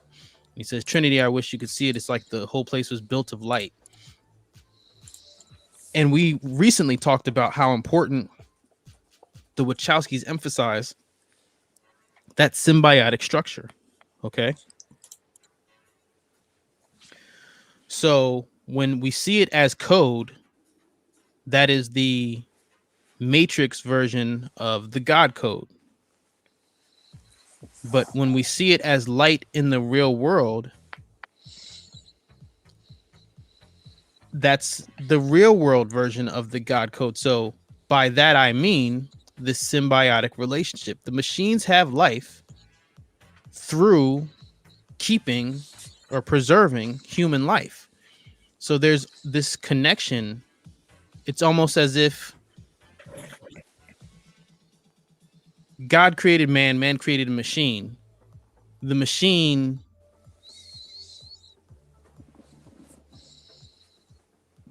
keeps man alive to keep that bridge between God and machine. Does that make sense? Are you following the path of light there? Yeah, I get it. I get it when you explain it, but like it's not something that I'm well versed in, so I would like have to go back to your references. Yeah. I mean, we talked about this too, man. I had a hard time picking the order of how to put that Holy Trinity video together, just because there was so much to discuss. But yeah, it's funny because breaking down, speaking of Path of Neo, the one thing in that conversation at the end of the game, when Lana Wachowski starts talking and then it speeds up, there were some nuggets in there. And it wasn't until I slowed it down and broke it down and really figured out what was being said that it made what we were just talking about like really start to fall into place, especially in terms of the Buddhist references and the whole enlightenment thing. Because it's funny at the end of that, that whole it's not canon, just enjoy the game, beat Megasmith thing. Even Lily Wachowski says, now enjoy your enlightenment, and then they both laugh. So yeah, that part of the Path of Neo, that little speech there, I will give that credit. I don't want to call it canon, but it definitely was a major clue for me to put some of the finishing touches on the Matrix trilogy and what it was trying to say, if that makes sense. Well, so I was trying to think of something. So I looked up this word kernel programming, and it's basically the core of a computer's operating system. What you say about the bridge to life doesn't, I don't know, to me, it doesn't really lend itself to the gold code representing the kernel programming. Now, a couple questions that I had was Neo sees Seraph as golden code, but does he see the Oracle as golden code? Okay, I had this conversation with someone. I guess it wasn't in a live stream, or maybe it was one of the Gypsy Road live streams. But I did have this conversation with somebody. Could have been online. A lot of Matrix conversations going on in my head. But right. In my opinion, and hey, this could have been one of those director's cut things that, remember how we were talking about things getting left on the cutting room floor? Yeah. I personally believe that, because like you said, Neo says to the Oracle, I think you're a program from the machine city, and so is he. Now we know that he thinks that about Seraph because he saw the Seraph code as gold, in the fight scene. But they don't show you how Neo sees the Oracle in code. Now later, before Smith takes over her eyes, Smith sees her as a deeper green than the rest of the code. But I think the reason why they do it that way is because A, Neo isn't there. B, Smith is not Neo. And C, if they show the Oracle as golden in that moment, since Neo isn't there, that means Smith is seeing her in that way. And to me, this is one of those things that at level actually debunks the Smith is the one theory. You know what I'm saying? Like that would be a continuity problem if you show the Oracle as gold in the moment where Smith is taking her over. Now, again, they could have shown her as gold in the park. They didn't, so that might be something that got edited for redundancy. It might have gotten edited or not shot at all because they like to keep things open for debate. But again, I think him saying you're a machine, you're a program from the machine city, and so is he, is based on that same observation that in the Matrix to Neo, they appeared as gold code. But like the Oracle says, your power is drawn from the source. Smith's power is not. So that's why Smith doesn't see what Neo sees. So I'm watching that opening where it says the Matrix revolutions and the camera pans right through revolutions and there's an explosion of green light. And then it backs out and we're back into the green code. And it's got that special character that kind of looks like one of those skulls that you see in the desert.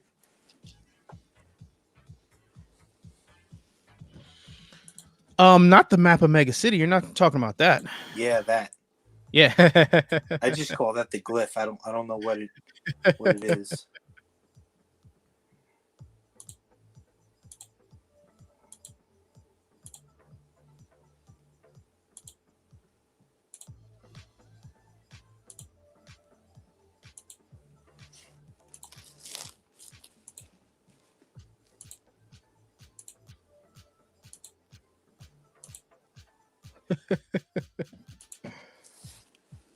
Yeah, no, I want to put it on the screen, but I don't want to catch a copyright ding. Can we do a screenshot? Sure. Oh yeah, I'm looking at he's taken over the Oracle and her code is very different. It doesn't flow like everybody else's.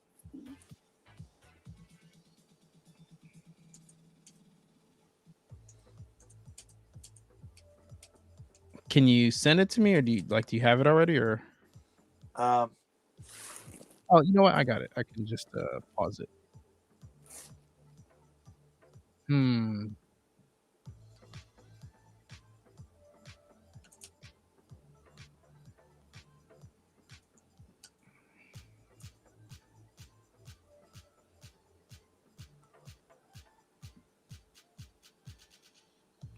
But yeah, I don't know what specific frame you're looking at. So if you could send it to me, that's great. If not, no big deal. 35 minutes and 1 second. I will take a screen capture. Yeah.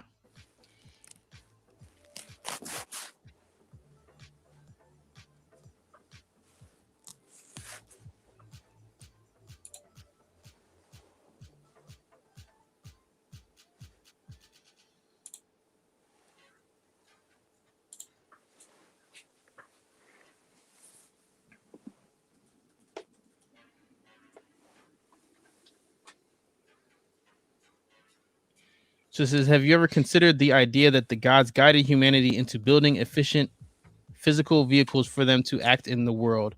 And that's what the programs are now, a supernatural element. So if by in the world you mean the Matrix, because okay,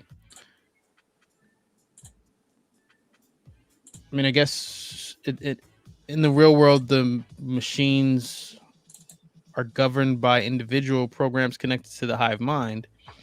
As we know in the Matrix, like the Oracle said, excuse me, like the architect said, the architect and the Oracle are the mother and father of the Matrix. And that's what I was getting after as far as the real world goes. That whole thing of chi and energy, and they're sharing energy, and that they have this shared relationship. I don't think that,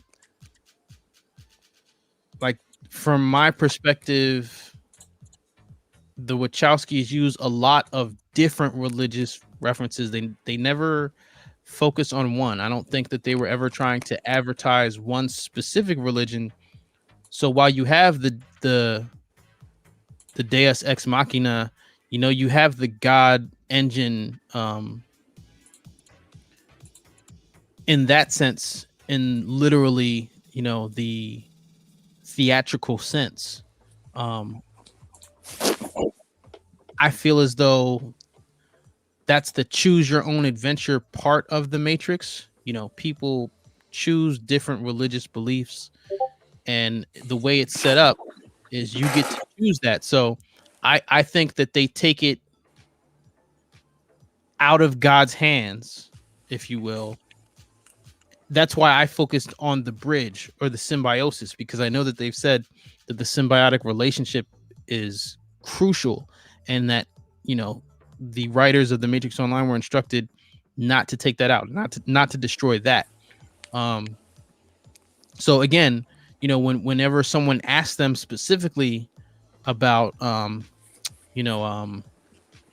like, let's say the cross reference, or the specific Jesus references, Lana will steer away from claiming any one specific thing.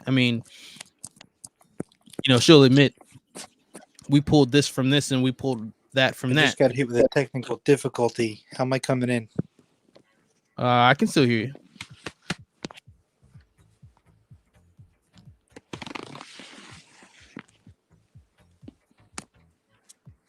I'm trying to grab that screenshot for you. It came through though. But yeah, like I was saying, to answer the question, I've always felt as though, Testing. yeah, we can still hear you. I always feel like the Wachowskis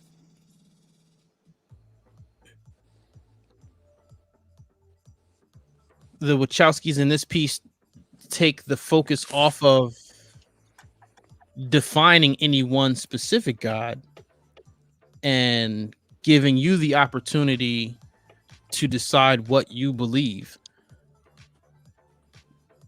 So that's why, for me, when I describe the chi or the golden light, I describe it as, or rather, in this particular case, I'm focusing on the relationship, and that Neo is seeing the power or the energy that is created through that relationship.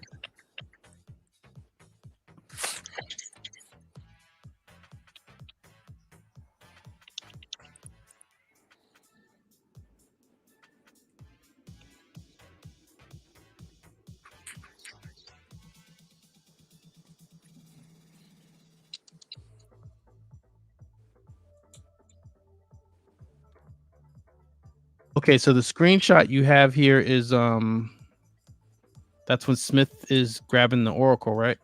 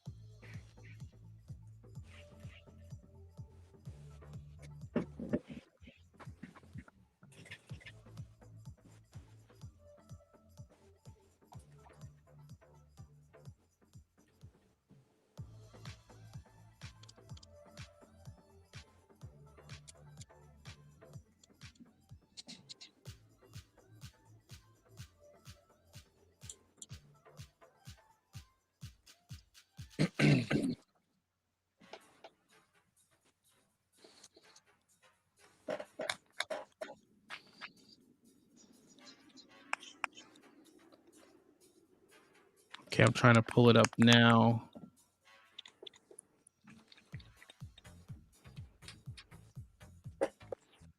It's not cooperating. I'll just open it up in Paint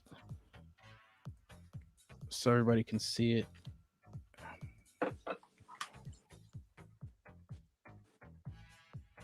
You there, V?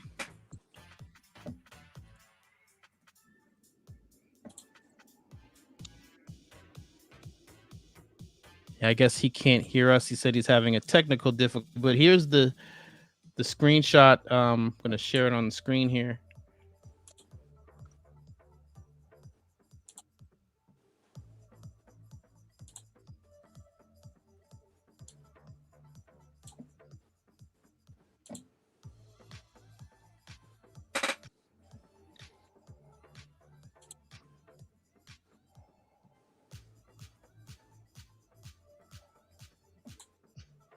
So this is the screenshot Vesuvius sent to me of the I believe this is Smith taking over the Oracle, and you can see how her code here is very different than the other matrix code that we see. There we go. Yeah, so the Oracle's code texture just looks a little bit different.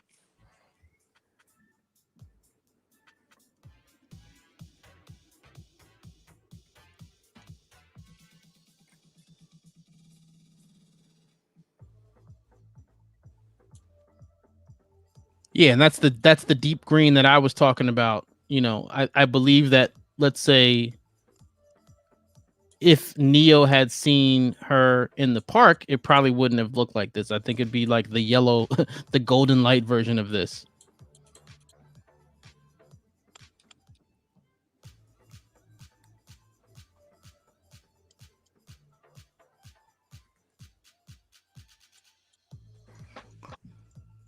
So yeah, so Jeremy asked, how did the Sentinels pass through Neo when he was headed to the Machine City? And for that, I believe the only answer that I can give you for that is to watch the Holy Trinity video, because I go over that in detail.